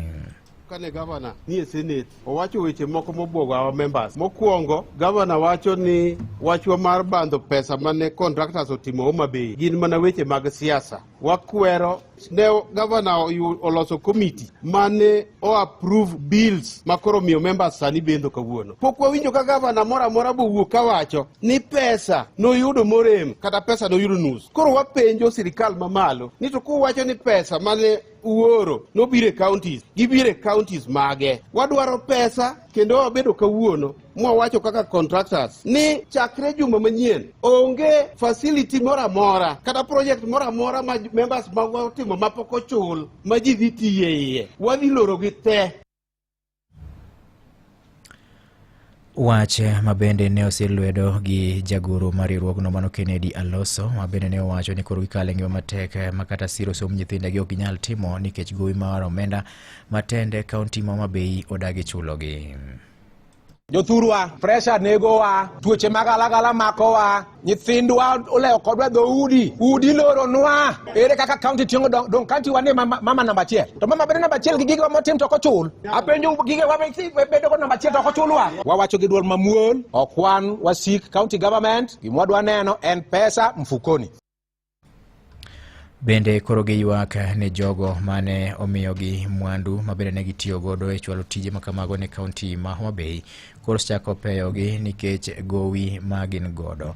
Ewi mano gikwayo seneta ma kaunti ma Homa Bay Moses Kajwang' mondo mikao yie to donjre wachni mar yudo yo ma inyalo tiek godo wachno chuth. I was the first supplier mar oduma Kigoto. Manatero oduma bags 425 a 40-foot container.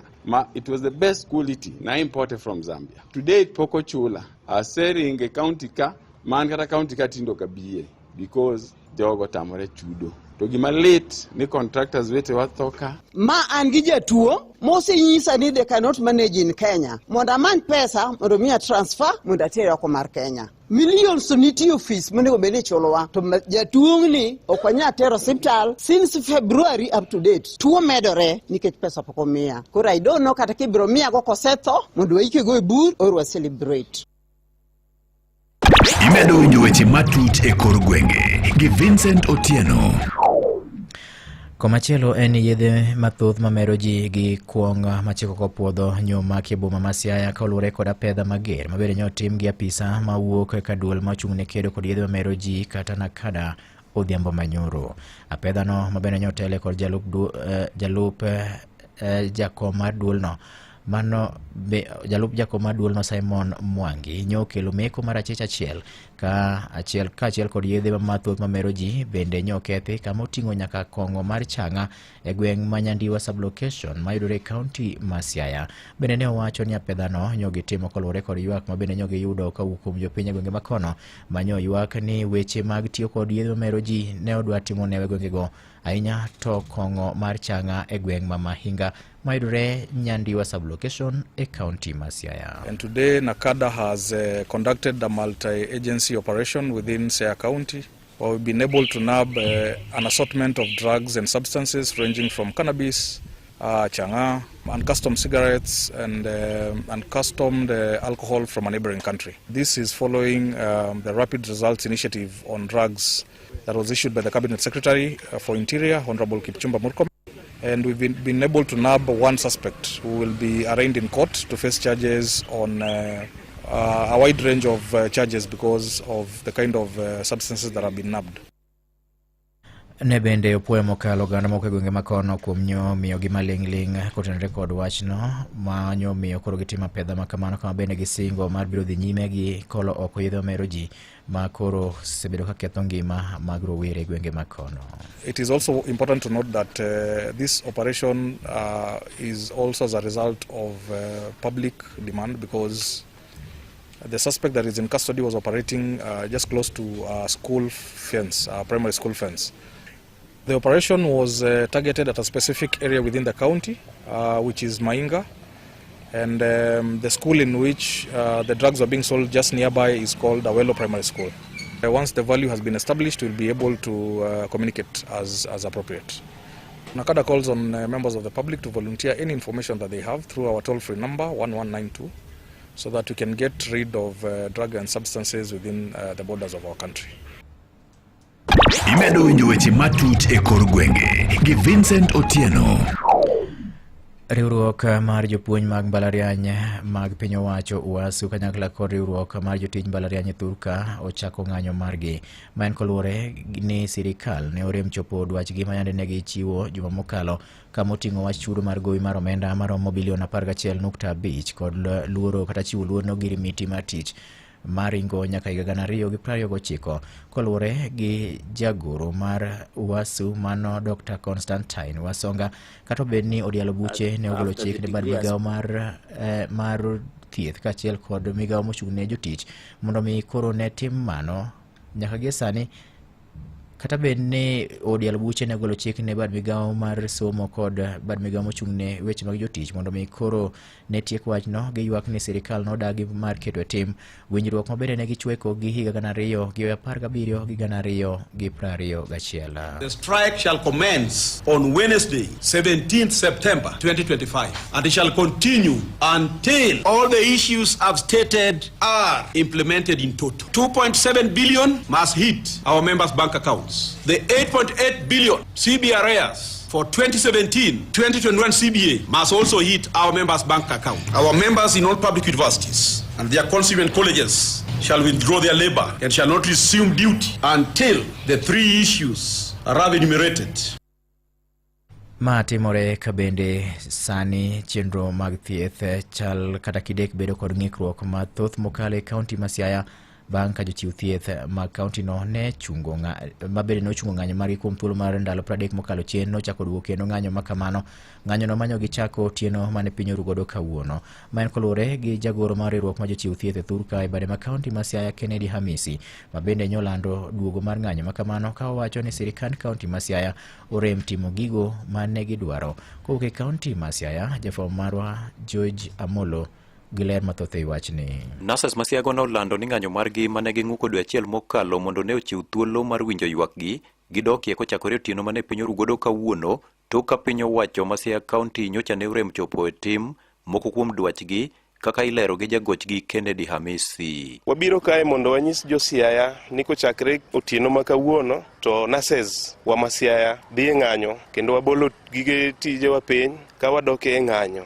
Ndalo 30 mokalo last month ne wabet gi Siaya County government e meeting mondo gi address issues moko mane wan go. To nyaka kawuono gigi poko bed addressed. Kendo ne waamua kaka jotelo mag nurses ni wadoke ng'anyo nyaka chop sirikal ma Siaya otim dwachwa kaka ne wawinjre. Kane giwuoyo gi jofwamb weche boma ma Siaya, Migosi Amisi nochiwo ranyisi mag gigo mane giwinjore ni ne onego ng'i to onge gimosetimie kata matin. Mokwongo salary poko chul nyaka kawuono ni ma last month. Pesa ming'ado ga e salary michulo go loan, michulo SHA, michulo go insurances gi SACCOs poko chul for like a number of months madichop ang'wen. There was an agreement 2017 kind nurses kod sirikal manonego bed ni nitie kaka sirikal medo nurses pesa moro. Last month kane wane winjruok ne giwacho ni wamigi 30 days gidhi timo dwachwa to kotimre nyaka kawuono. Omiyo wawuok officially wanie ng'anyo nyaka gigi timre kaka ne wawinjre. Noten gi jakom riwruok makedo ne ratiro mag nurses e pacho kae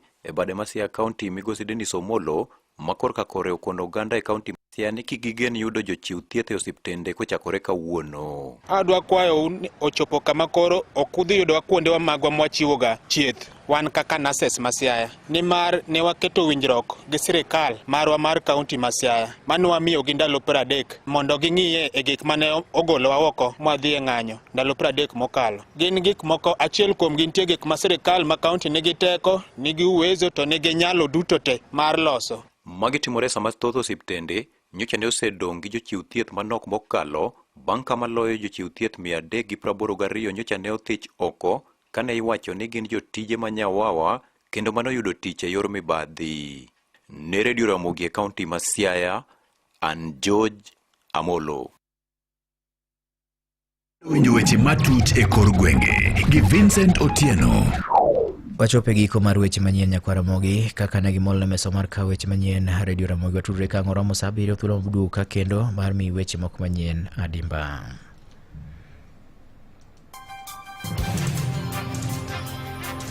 Magone matuche kor gwenge gi Vincent Otieno.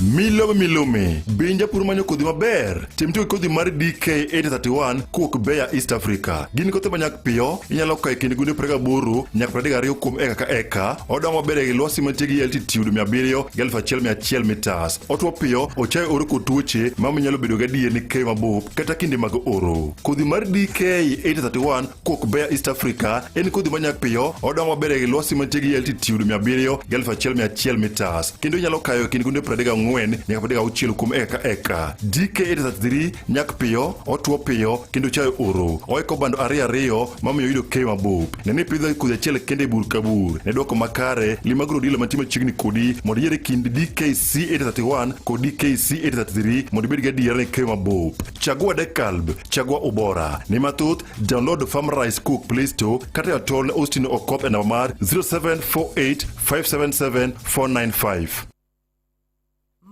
Ramogi Radio Ramogi Karchun Jaluo. Parane, milion 3 mag ohendni mag M-Pesa. Mano nyiso ni inyalo timo chenro moramora mar M-Pesa kamoramora kendo customers magi nyalo chuli gi M-Pesa kokale pochi la biashara. Safaricom, popote ulipo. En ng'ano manyalo bedo gi geno kuome. En ng'ano manyo gi yie ni nyalo tero nyithindo e skul kendo duoko gi koki skul. En ng'ano nyalo geno kuome gi osiki. En ng'ama nyalo geno kuome ni nyalo teri tich kata kain kod safar ma dwa dhi seche mag otieno.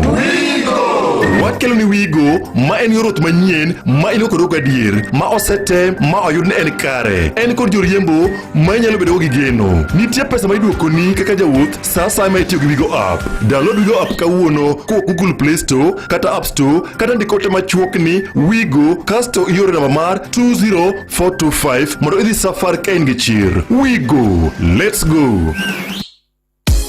Watch maber kuro chopo manze fomo chope mta kendo hini ile legita fanta kuro biro nigi pesa machingi pa ingiriyo marfanda koso pesa usitens to record kaso kuro file the subani se chono madonze uktik nyaka sato munda chiri giriyanka kenyalo bedo jaloch mar miliona chiele jumaka juma ka funwa flavor to managi fanta ukiwin cash funwa flavor mane donze Ramogi FM gi K-Ralph.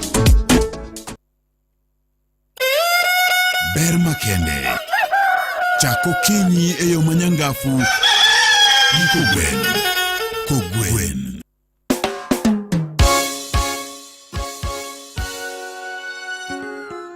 Baba kanyo chiungi wonya lego. Natuo miwuoro. Syria producer Wood Phoebe.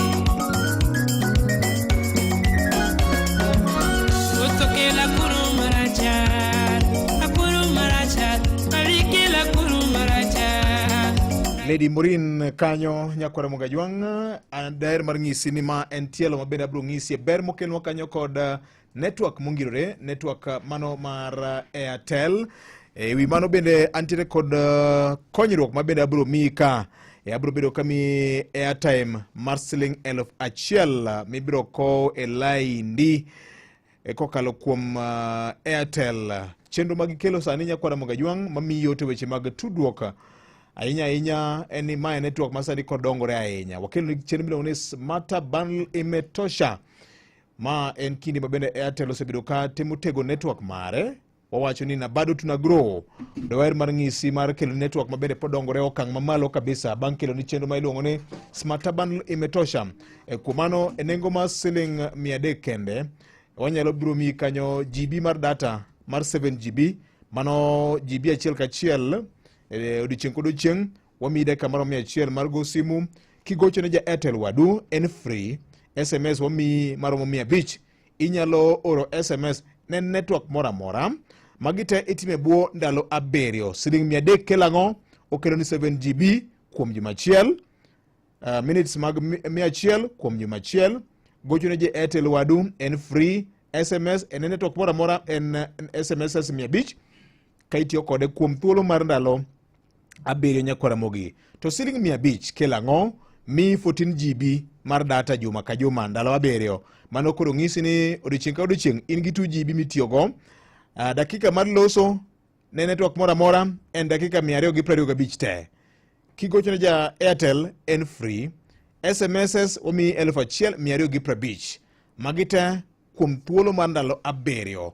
Mae momiyo wacho ni Airtel ever growing network na bado tuna grow. Mae momiyo wakelo ni Smarta Bundle imetosha.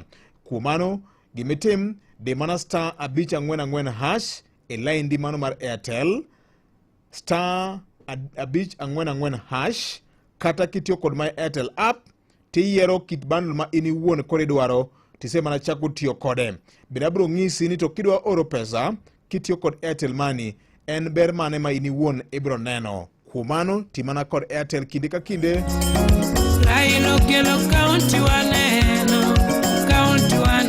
Go smarter today, the ultimate weekly saver bundle for calls, data, SMS and transactions across any network. Stay connected and save more. Mana code Airtel.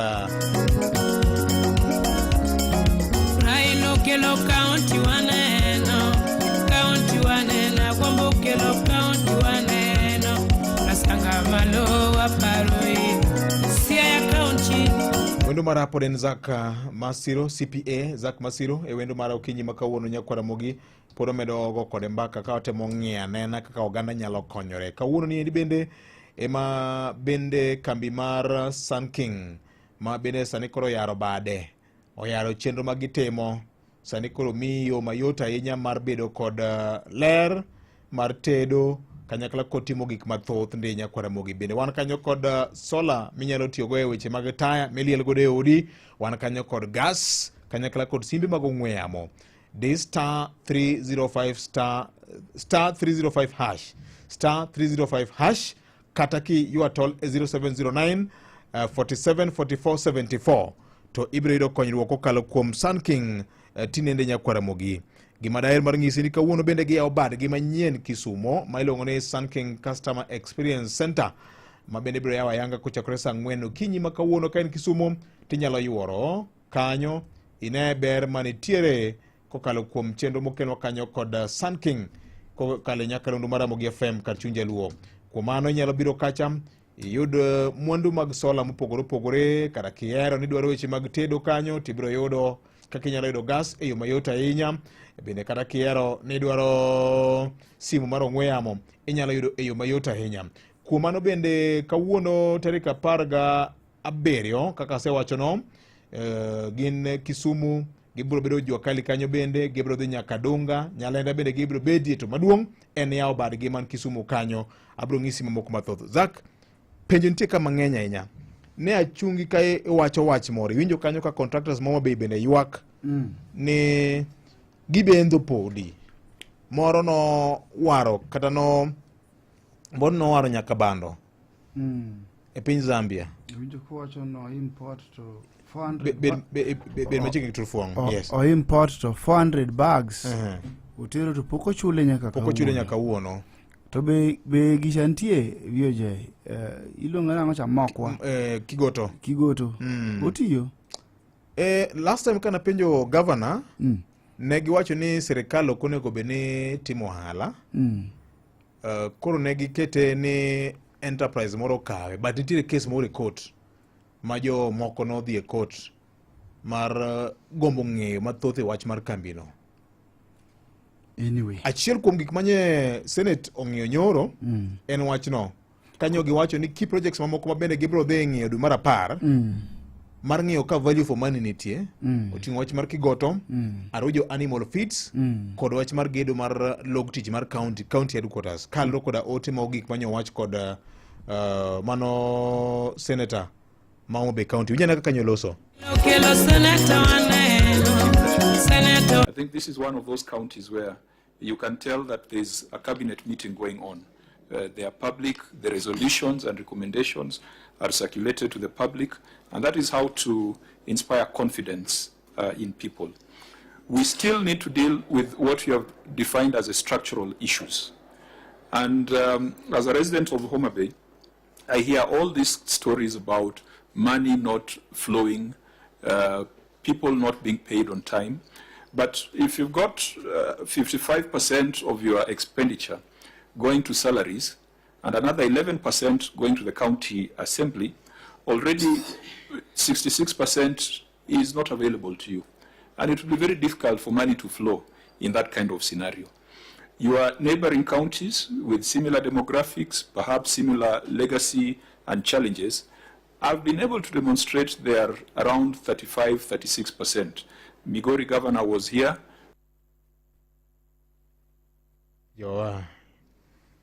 Aneno ka ng'ikruok moro bedo kanyo matin, tabro miya nena kanyo no Nyakwara Mugajwang'.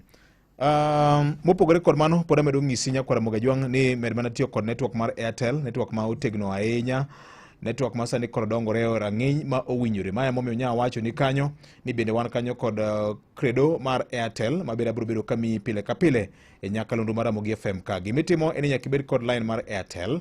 Awacho kacha ni gikelo chenro ma iluongo ni Airtel Smart Bundle imetosha, ma bende inyalo yudo package mari mar juma ka juma. Bende Airtel Money nigi berne. Sani kigolo pesa ni e bank to wallet kata igole agent mar Airtel Money man machiegni kodi, wabiro duoko ni atamalo 100 mar transaction fee. Iduoke e yor credit minyalo tiyo go. Kioro pesa ne ng'at mantie kod Airtel en free, to kioro ne networks mamoko nengo ne beto gonyore. Inyalo tiyo kod buy goods e network mora mora ka itiyo kod Airtel Money. Kuom mano magi te gin ber makende ma okelni di mana star 334 hash. Kidwaro donjo chenro mar Airtel Money ni endi, iyiero kama ondik ni my account, tiketo pin mari, tinyalo reset nyaka pin mari, tise mana cheko ng'we kanyo. Ma yot kendo ber kodi. Go smarter today, the ultimate weekly saver bundle for calls, data, SMS transactions across the day, across any network. Stay connected, save more, mana kod Airtel. Awacho kacha ni Airtel ina grow. The constitution expected that the national government would kundi moro chal ka gimodonjo e system ka. Ni dhi nyime kolero wach moro. Iwinjo kanyo kaka contractors bende ywak. Senator bende wacho ni nitie ywak moro mosebedo ka nitie ni pesa ok flow e economy. Ang'o mamiyo ga pesa ok nyal luorore? Inano VOJ. Emi winjo kata ni samori migi moro ini ng'amo tiyo ok chuli.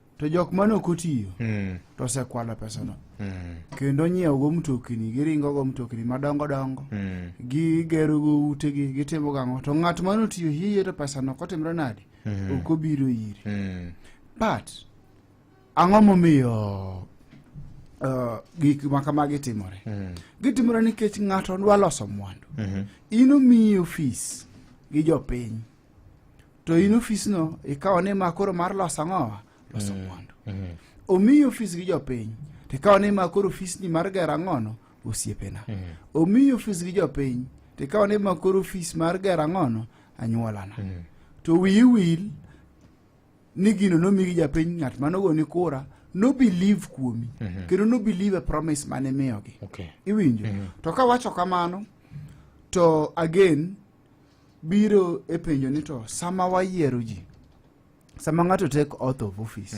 do we observe thereafter be wang'iyo ni ng'ani nyochamo muma to nowacho ni odhi tiyo maler to bende otiyo maler to kopogore gi muma is quite theoretical anyway when it comes to management but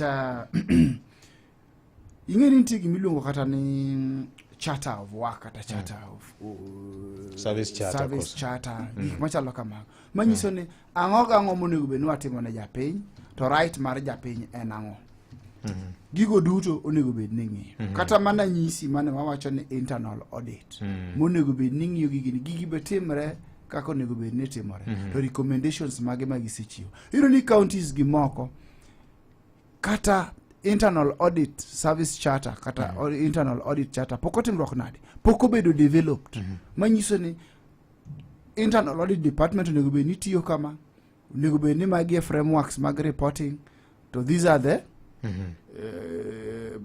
magi gik monego bed ni watimo after the reports magno gima pod onge some of these counties mago bende observations manoketi the audit report mar auditor general iwinjo to DOJ jidhier pesa ok flow nikech gimomiyo awachako chien kachani ng'ato dhi mokawo bank loan ubiro to tweyo fuk one individual ng'ani interest negi ma bank charge interest no kawo loan no dhi timo go hala en charge e pesa ma ok otimra ma pok oyudo to bende pok ok konye iwinjo to nitie gimiluongo ni capital tied up VOJ samoro kidwaro $100,000 mondo idhi tim tich samoro in gi $50,000 ma wane kano ni manyalo timo go tich moro amora samo timre nadi mobiro tiende ni capital ni en minyalo dhi time kata ka en $50,000 to dhi ogolo ni $1,000,000 moro chake dwoko ka chako dhi ogolo ni $1,000,000 mara 2 chake dwoko ka en ga kanyo mondo timre nadi los kode pesa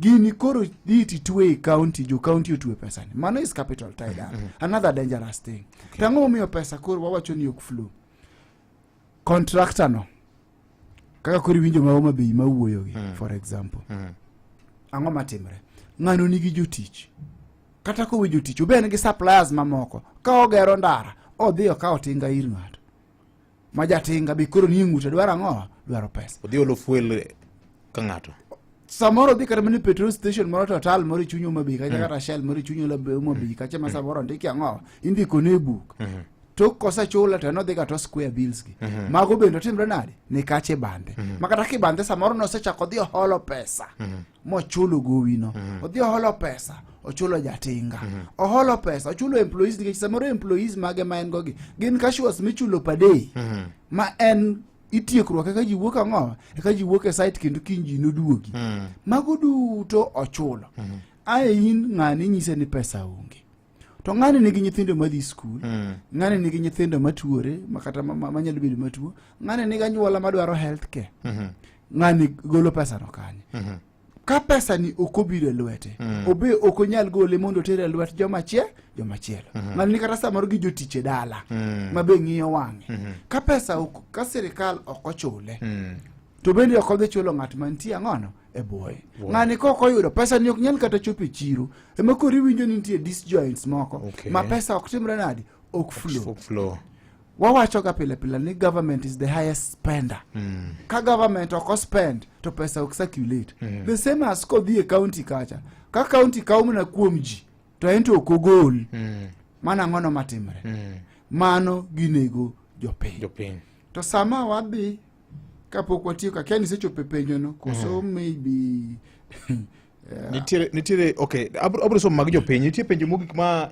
adwa na penji nikech CS mar National Treasury nowacho ni osegolo pesa te maonge kod gop county king'io financial year ma okalo chien penjo ma chendo ka podi ene ripode ma igolo kod auditor general gi gin ga mana gi recommendations gi kwayo ni magi onego tim ma mondo ogeng' magi to nitiere kit dhok moko magi jatiyogo ni mara ma en adverse opinion mara ma en qualified opinion disclaimer kiteme leronwa ni moro ka moro ochung' ni ang'o to ng'iso nang'o nikech samoro wan wanyalo wacho ni en qualified opinion mano ng'ato nyalo wacho ni mano maber kara en opposite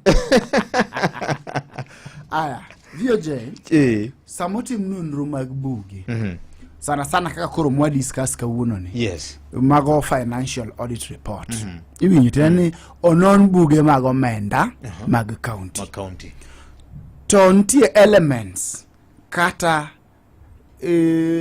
wawache ni koro gigo manyaka mibro ni yudore e audit report ka janonro senono bugegi nitie gigo manyaka otimre nadi kiti for example kiwacho ni atedo gweno samoro nitie bam nitie sondo mano mar jaduong' dala nitie tielo nitie ang'o mago elements mag gweno do audit report bende nigi elements meke to maybe abro dhi ariyo kende en gi financial reports financial reports bende nitie kanyo gi miluongo ni balance sheet manyiso ni mwandu ma wan ga lwetwa ginadi to gowi magwa ginadi to wan e position mane mani luongo ni balance sheet kok kadhie matut to kanyo nitie kata mana gimi luongo ni income maybe statement of revenue koro kaka koro counties gin gi revenues dongi to statement ni gi spend nango to gidongi surplus maromo nade iwinjo to e audit report ka nitie gimi luongo ni audit opinion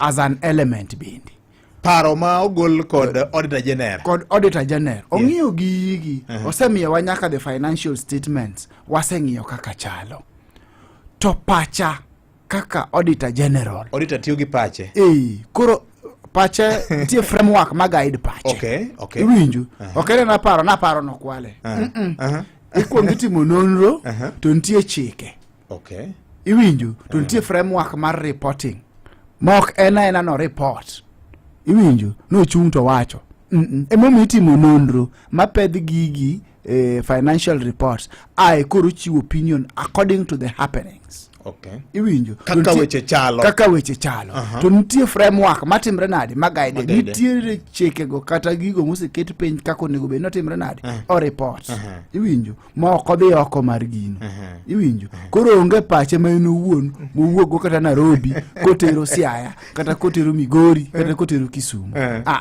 pache biro bedo according to kaka gik moko timre e county no to within check iwinjo koro audit opinions ka tinani ochiwo pache ni to ber koso rach koso ni edieri iwinjo audit reports ka aburo fuono kata mna lisi ya 4 iwinjo nitie miluongo ni unmodified or unqualified report or opinion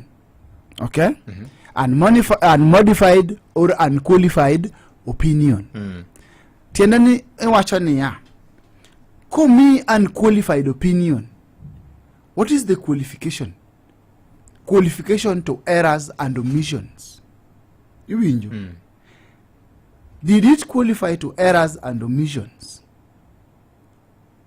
no to an unqualified opinion or what is called unmodified opinion tiende no ber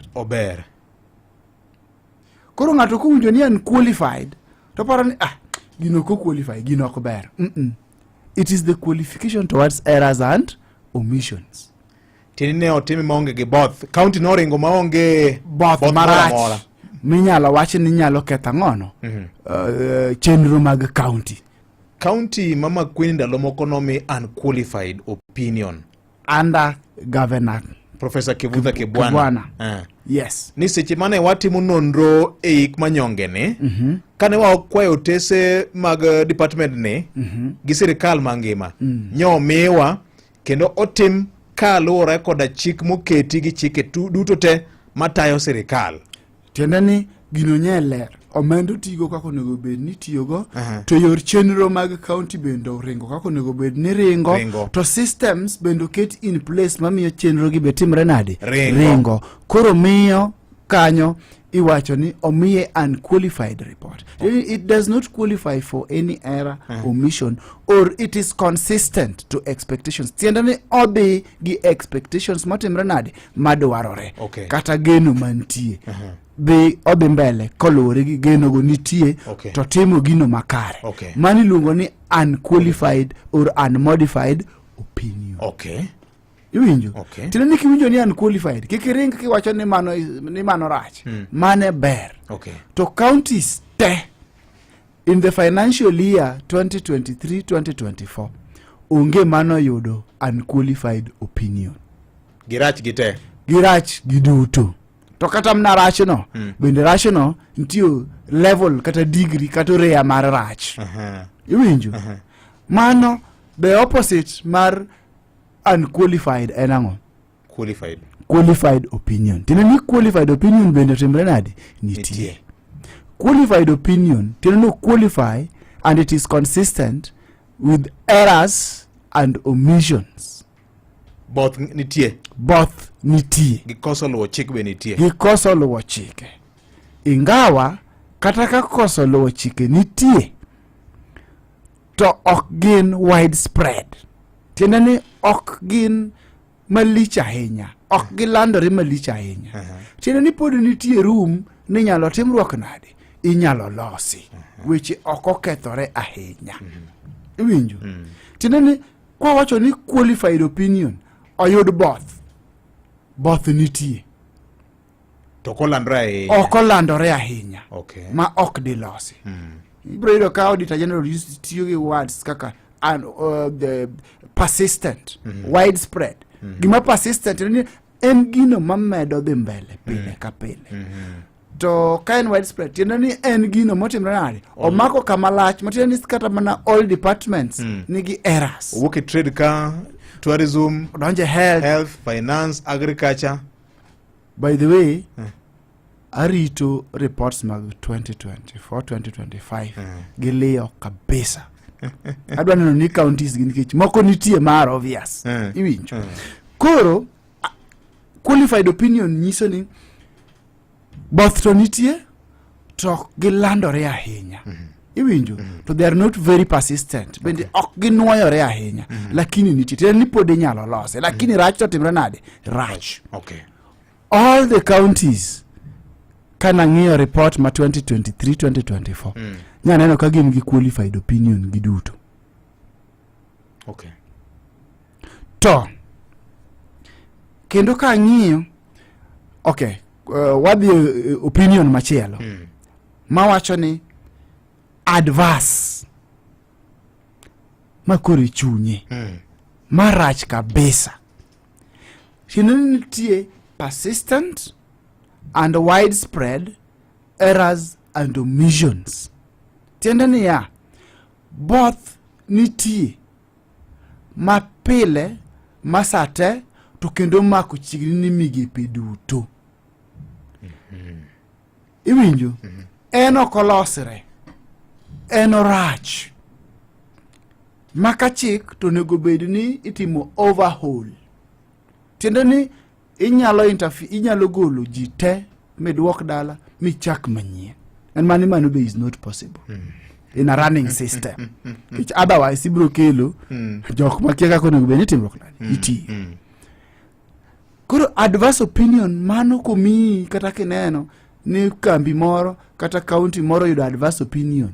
Mano rach beyond repair. Nitie consistency and nitie widespread errors. Mamoko iwacho ni could be by design. Tiende ni oketigi mondo gitimre kamano. Dhano ma Nyasaye ochweyo ni okete mondo timre kamano. En mano siep chunye to en moketo gino mondo timre kamano. To nitie en result samoro modwaro gigi ng'enygi kiwinjo kamano sira ne pesa timre nadi olal to kendo lal yo ma ok kare to lal marach nikech wawuoye financial what report to mwanyalo wuoye mogik iluongo ni disclaimer of opinion. Disclaimer of opinion. Disclaimer of opinion wacho niya nwanono bugegi to ok wanyal chiwo pachwa kata ka en adverse kata ka en qualified kata ka en unqualified. Tiende nitie gik miluongo ni limiting factors, nitie limitations, tiende ni ok wanyal yudo kata mana samoro enough access to evidence. Tiende gigo evidence kata ranyisi kata nyiso kata evidence iluongo nang'o gi dholuo nonro kata neno ok wanyalo yudo neno makare manyalo nyisowa ni report ni rach kata ber. Tang'o momiyo nok wanyal yudo tiende ni samoro ne nitie limitation. Samoro the county officials ne ok cooperate gi the auditor kata nok gichiwo the necessary documents. Ingawa samoro nyalo bet ni gintie wakwayo payroll to komiwa wakwayo audit mar staff okomiwa koro tiende ng'ani nobedo limited. Tie limiting factors. Ntie kama notame, ntie gik manotame moko yudo. Koro okonyal chiwo opinion nikech nanyise ni ntie framework mar timo ang'owa chiwo opinion. Nyaka bed ni senono mineno ikigolo pachi. To ka ok inene ka ok inone idwa golo pachi nang'o. Idwa wacho ni okwale nadi. Where is the evidence? Idwa wacho ni utiyo maber nadi. Where is the evidence? Iwinjo? Tiende ni ne ntie limitations, ne ntie kaka no geng'a moko ne ntie kanyo mo geng'ani ma ok non otimre nadi oyudo the necessary evidence mane nyalo miyo otimre nadi ochiw pache. Anakia kadwoko jopiny kata ok adwoko. Wach mage mokalo make mana kanyo kora mga juang en kanyo saa 3 gi dakika 42 mar okinyi ma sani. Pod amedo ng'isi kokalo kuom chenro mokelo kanyo kod kambi matudruok mano mar Airtel. Chenro mabende miyo e weche mag tudruok pile ka pile. Awacho kacha ni kokalo kuom Airtel an kod credo ka mar 1,000 nyaka ibed ja Airtel abiro bedo ka chiwo ka pile. Kuom mano daher mar ng'isi ni sani koro to wan kod chenro manyien iluongo ni Smarter Bundle Weekly ma bende kuom $300 yudo 7 GB mar data. Mano ng'iso ni pile ka pile omi 1 GB dakika 100 minyalo tiyogo kigocho ne networks mamoko bende to kigocho ne ja Airtel wadu en free. SMSs ne network mora en $500 magite e bwo ndalo 7. $500 kelango kelo 14 GB mar data. Mano ng'iso ni omi 2 GB pile ka pile. Kinde mar loso kata minutes ne network mora en 225 kigocho ne ja Airtel wadu en free. To SMSs wami modhao 1,250 duto te magite e bwo $500 kuom ndalo 7 kende. Bende wan kanyo kod ber ma kende kitiyo kod Airtel Money kigolo pesa e bank titere wallet mari kati gole e agent kata itiyo kod paybill mar network mora transaction feature te atamalo 100 waduoko nigo e yor credit e yor airtime. Kioro pesa ne Airtel network en free to kiore ne networks mamoko nengone ombemore piny. Kitiyo kod chenro mar buy goods ne network mora bende en free. Kuom mano yud line mar Airtel kawuono ine ber manitiere nikech mae network masani koro dongore ma wacho kanyo ni na bado tuna grow e chenro mari mar kogweno kinyi ma kawuono. To kido donyo e chenro mar Airtel Money idi mana *334 hash name yier my account tiketo pin mari tinyalo reset pin mari bende.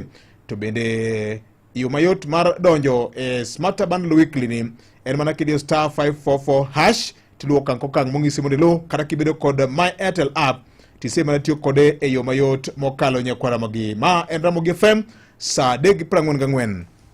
Ka igolo pesa kuom agent, ibiro duokni atamalo 100 mar omenda mane itiyo golo pesa kata transaction fee. Ka ichudo gi pay bill, ibiro duokni atamalo 100 mar omenda mane itiyo golo pesa kata transaction fee. Ka igolo pesa kowuok e bengi nyaka e wallet mari, ibiro duokni atamalo 100 mar omenda mane itiyo golo pesa kata transaction fee. Bed smart, smarter bundles imetosha. Browse, tudri gi wede kod osiepe, to pod ibiro duokni atamalo 100 mar omenda mane itiyo golo pesa kata transaction fee gi Airtel Money. Smarter bundles imetosha. Yud 7GB juma ka juma, dakika 100 mag tudruok gi network mamoko, to wakno mongi chudo mora mora ka itiyo gi network mar Airtel gi Airtel, to pod ibiro duokni atamalo 100 mar omenda mane itiyo golo pesa kata transaction fee e Airtel Money gi Airtel mar 300 bob kende. Smarter bundles imetosha. Go simu, browse, tudi gi Airtel Money. This star 544 hash modiru gi network musiko dongore. Airtel, na bado tuna grow.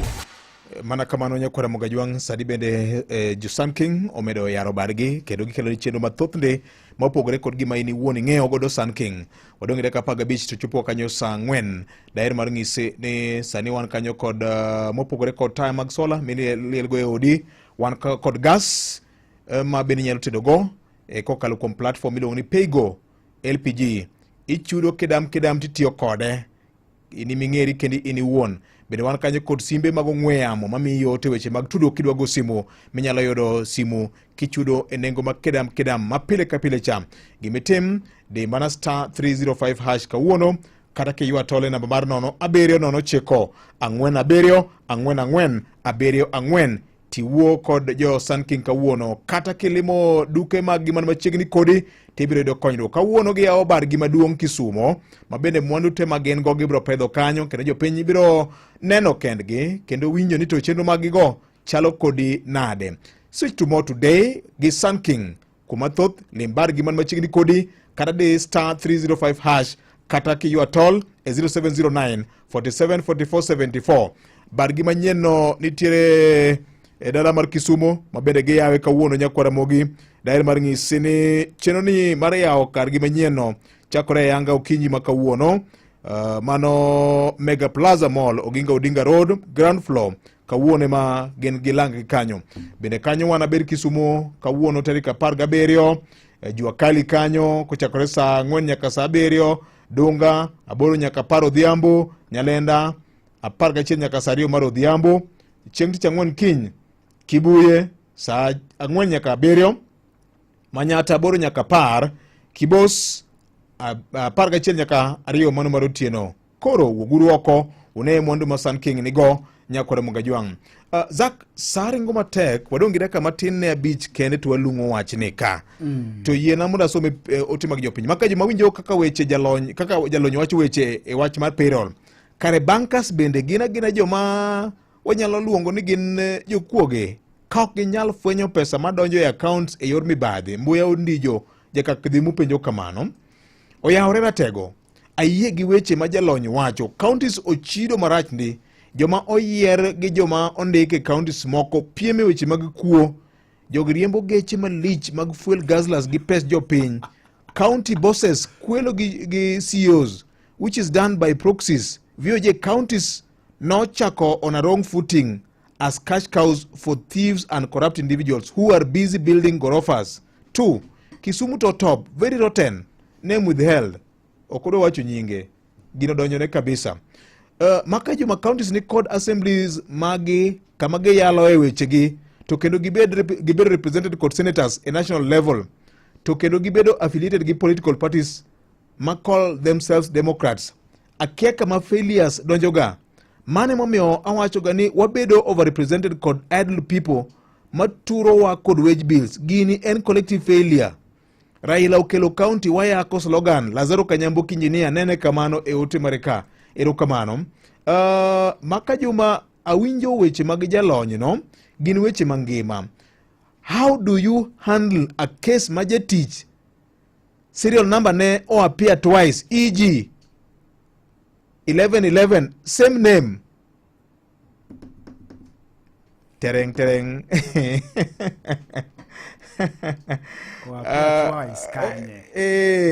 Okay, pay system margi. Okay. Victor Yaure. Yaure. Awinjo kaka jalony wuoyo CPA. Yes. The senator to be. Victor penjo ma penjora. Naparo ni kata mana sani kama CPA wuoyo giwinje maler kendo gichiko itgi.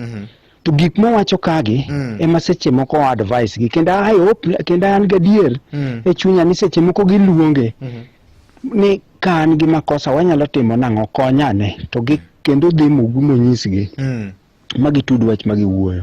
To ka gik mowacho gi ema wacho negi manyisore ni jok moyiero ema ok olony gi tijgi koso jok moyiero gi be jok magi yiero ema ok olony gi tijgi ema gogi piny koso makosa ni kanye. To koso en ni leaders moyiero gidhi kacha for the responsibility mar gi wuon ok mar jopiny. Manyisore ni ma emomiyo wasik wayuak ni waonge barabara, waonge yath e osiptende, waonge gik maber, waonge classes, waonge go. To ka Victor kaka CPA wuoyo sani ni to gi leaders ma wan go gi nikech kata king'iyo seche moko governor ko penjo to kar mondo duok penjo ni pod oluoro mana kochiko kambani moluor kama mango dhi ka Narok mango dhi ka Kajiado kore ko biro duoko penjo. Manyisore ni gik magitimo ging'eyo very well kendo gin gidhini gi chiemo ok gidhine mondo gikony jopiny. Takwayo jopiny uneno maler wang'ni seche mudhi e yiero go kogno yier ng'ama ing'eni nyalo konyi to kik yier ng'ama en odhi nodwa nokony nyathine gi iye gi nyinge mondo obed tajiri mondo moko donje dalagi. Samuel Ochiel Mawuod Nyakachi. Erokamano ahinya. Omiya paro governor ma Migori ndalo moko nochopo nyim komiti mar Kajwang' to ne chal ka gima ne ogeikore mong'isgi ni to aneno ka ok uikoru doguru kendo kamoaye unuchako duogo chieng' machielo kane openji penjo moko masanja mano bedo matek duoko. Wawinjo na ng'at machielo bende podi Maramogi oyawre. Wiye amosi kanyo ni misawa ma iwuoyo kod PC Uda Kalan Mombasa. PC machiegni. Gima CPA Maziro wacho kanyo asiro kendo awinje maber kabisa wiye. To gima mako dhoga ni kara county mane makoro wanyalo wacho ni ber. Nikech ka koro Homabay ema nyocha ilero nyinge kaka county maber. To kiwinjo gik miwacho midwa non kata gero county headquarters gik monotimre Kigoto girigo iyudo ka gin gi sus moko eigi. Koro penjo mara maduong' nikech awinjo ka samoro wacho ni samoro governor ok nitiere kuonde ma gigo timre. To kara kok wanyal blame governor, kara ng'ama wanyalo blame ma responsible e gik matimre maricho matimre county kaka kuo kata keto ndiko jotije ma nyawawa mang'eny gi. Ng'ama wanyalo blame kata ng'ama wanyalo kelo tole ng'ute. To gigi inyalo tiek gi nang'o keche iyudo ka gigi timre waling MPs oling, MCS oling, senators oling, manyiso ni jogi gin gimoro achiel e gik matimre counties. Keche iyudo ka gipieme gero ute madongo giringo geche madongo. The same people mayiero gi gin gimoro achiel e kor ka kwalo kuo mar jopiny. Erokamano. Maramogi Mosainya. Pod amedo ng'isi ni chenro mar yawo bad Sun King Kisumo dhi nyime kendo chakore achaka sasa kochakore sani nyakwar Mogajwang'. Der mar ng'isi ni kokalo kuom chenro mokelo kanyo kod Sun King gi dakika 7 modong' ni chopo kanyo saa 4. Sani koro giyawo bargi kod gik ma koro gitimo. Awacho kacha ni wach mar ni sitima olal bedo maonge, wach ni gas orumo bedo maonge nikech gin koro gimi e paygo deal maber ahinya mar LPG margi ma koro gas nyalo tedo godo kar teko mar ofuku mari. Kumano riwri kodgi pile ka pile. Bende wan kanyo kod sim mogo ng'we yamo bende ibiro yudo yo mayot ahinya. This star 305 hash kawuono kata yuane gi tol 0709 47 44 74. Sun King kawuono switch to more today with Sun King. Kumathoth limbar giman machiegni kodi kata kidio star 305 hash kata 0709 47 44 74. Iwuo kod gito gibro konyi nyakwara Mogajwang' kiwuoyo kod jo Sun King. Awacho kanyo ni kawuono gin Kisumo kanyo gigo kambi nyaka kiny to gima ber ahinya chope duka gi manyien magiyawo kawuono e dala mar Kisumo kanyo ine ber manitiere kinde ka kinde. Maramogi Ramogi maka juma ma emoje kaugagi machiegni an kewinjo wach ni gima dwa lem gena jotend party ichung'a kod jok ma jopiny ok odwa jok ma jopiny ong'eyo jokuri jok ma jopiny ong'eyo nohero gik ma ling' to nokawo ng'ani ni 6 fifth mae gima hinyowa mae miyo kaunti ma Siaya ka, kaunti ma Homa Bay, kaunti ma Migori, kaunti ma Kisumu, ma Nyanza gi dongruok rachie nikech chuno ji ko 6 piece omiyo wang' yiero owe bang'e thuolo yier jogi mara kwa ywak to waywag ni wan wawegi chuno ji gi jok misiemo goludhegi ma gima hinyo ji. Okay, mano meja wuda leo kaogagi wuda lego bende ywago dhogi tiyo kanyo wakao ote matin to bang'e biro chuna ni mondo atieki chenro ni endi nyakwara Mogajwang' nikech saa koro tin koda ka. Mondo amri kuu mwer kod vocalist kaka sketun mari D*811*414#. Na hii ndiyo amri kuu. Mpende jirani yako kama unavyojipenda mwenyewe. Hii ndiyo amri kuu zaidi ya amri zote. Jitahidi pia kuishi kwa amani na upendo kati yenu.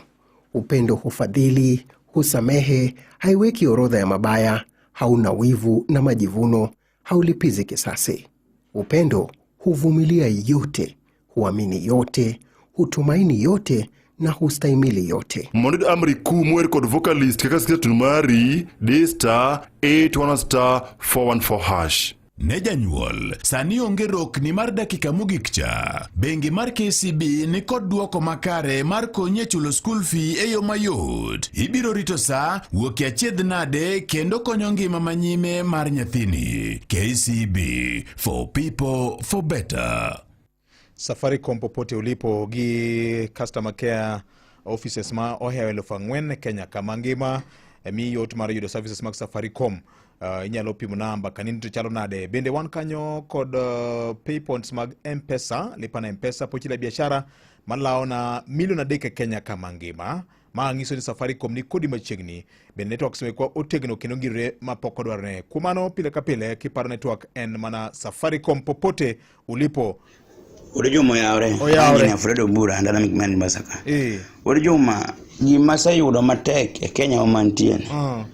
Jok moko nitie mano yiere kaka governor lakini en lawyer. Ngeni lawyer mondo dwok penjo nyaka tugi wiu.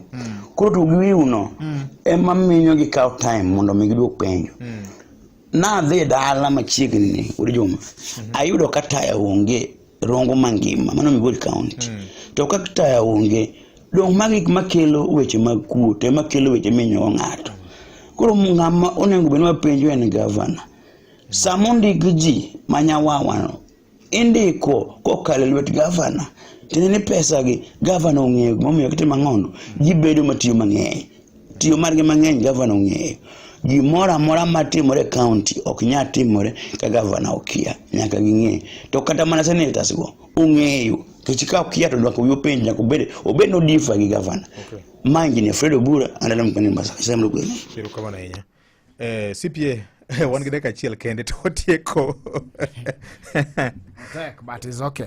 Duond jopiny wacho ni party be nigi migawo. Koro VOJ. Yes. Mokwongo kawo Moscow wuok Collins Okich Mikai FM. Siaya. Wacho na mosi motego. Ero kama na yenya. Imoso na ajo team Mikai Radio dala mar Siaka baba kono. Yes. Ai koro kang'iyo penjo mopenj ka.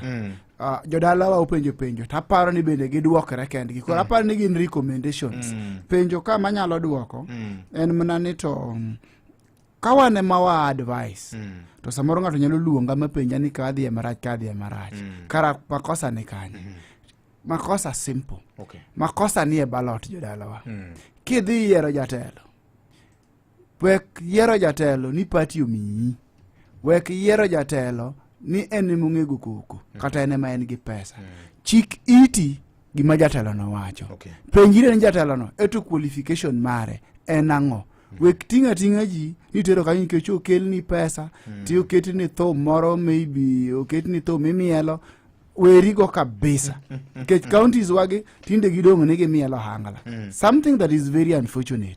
Okrach hangala go to be wane mwago nyaka gibed promoted to mielo bed mathin to tich bed mang'eny. Mar ariyo ng'ato penjo ni to banks be dibed ni nitie wachni banks nigi regulations maggi, frameworks maggi. Okanyal tetea gi be samoro nitie kuonde magitimre nade mang'e ni gikierie. But bank bende ni ohala koyaw account to pesa biro ing'e ni wacho ga ni nitie mana the level of amount nitie pesa fulani makitere bank tipenji the source kata kidwa gole tipenji the source to nitie moro madonjo mamoro donjo 40,000 odonjo 50,000 mago samoro according to bank regulations okonego penj kumotimre nade kumoae mano nyalo bedo ni bank dondre ga account no but again banks regulations mag nyaka timruok nade nyaka redi to ng'ato nyisa VOJ ng'ato penja ni to Siaya ang'ono matimre Siaya mano okupenji tane mo penja ni to wach wuoye gi jo Siaya osewachre mang'eny gigo obvious gintie public domain to nikech certain okwanyal we about Siaya to gima nyalo wacho ni Siaya anyalo kwayo governor mondo bed hands on tiende ni owe bedo hands off owe galo ni kano ndiko ng'ato notine to ng'ano tiyo yo makare nyako check ni ng'ano timre nadi tiyo yo makare to gi sani anyalo nyisi ni onego bed no se address jo Siaya onyisi jo Siaya ni gima emano timore to what the loss kama to oken mna wach action onego bed ni nitie board ma Siaya by now onego bed ni non-existent the public county public service board county public service board onego bed ni sani ni dala Ministry of Health mamare migao mar health onego bed ni wasenene weche finance department oknyal bet ni kia gino HR department onego bed ni governor didili jogi nikech samoro governor okrach ano kanya wacho ni governor rach samukawi ti jok mikao mondo dhi otini kamano sa te matin manade ne yawa sa en 4:01 nyakod Mugajwang mane mokelo e giko mar twak kawuono kane watemo menyo kaka pesa mar counties tiyo ka wang'iyo chik ma oketi miluongo ni PFM Act kanyakla kod chike machalo County Governments Act gi nonro ma itimo kod office mar Auditor General. Ka kamano Nyajimo Nyongo bedo kod we chenro ma kawuono mar wang'o nyango kaka pile uriti ma kawuono VOJ nyinga kete manaka weche manyien e yo machuok gi Vincent Otieno. Moko kuom weche bende waludo chima kawuono en mano motenore kod romo mar rango lwasi mar weche mag arita ma bende biro timore kaunti ma Siaya chima kawuono romo no biro chwe kom gi jatend migao mar arita Kipchumba Murkomen. Jafo mar kaunti ma Siaya George Amolo lwach na yo makare. Kopogore gi mano nyakwara mogi en ni apisa mag mochung'ne rito nembe odiochieng' ma kawuono biro makore kod telo matayo dho wedhe e kaunti ma Migori mar mondo me gitwagi kotenore kod weche mag bero weche mag arita e alwora mar Nam Lolwe. Juma lwach ne yo makare. Jatend piny William Ruto bende odiochieng' ma kawuono biro bedo e kaunti Mombasa kama biro sidho ayanga Tesend Reru kata railway station ka jafo marwa Joja Oko lwach ne yo makare. Jagoro mar riwruok mar UASU mano Constantine Wasonga bende biro dhi ng'iyo kaka chenro mar ng'anyo mar jopuonj mbalariany biro chakore kata biro timore e mbalariany ma Maseno Meru County ma Kisumu. Alano biro lwach ni nyakwara mogi. Kopogore gi mano moko kuom weche bende medo choko ni nyakwara mogi watudre ka ng'oromo saa 7 thula boduoka mar mi weche manyina dimba nyinga Vincent Otieno. Mago ne weche manyien e yo machuok gi Vincent Otieno. Ber makende Maramogi Radio Ramogi kar chuny jaluo.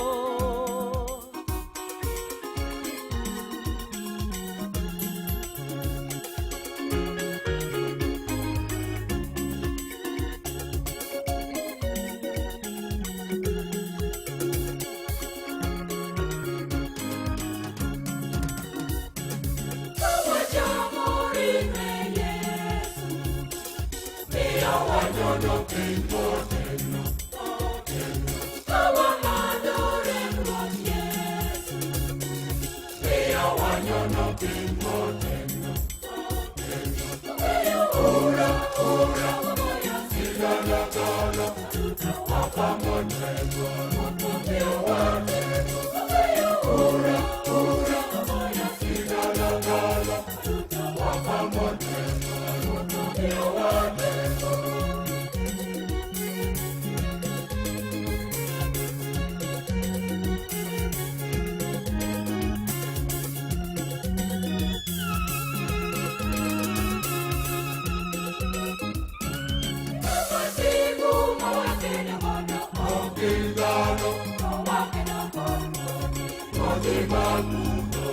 Imarwasibu mawakena mono oge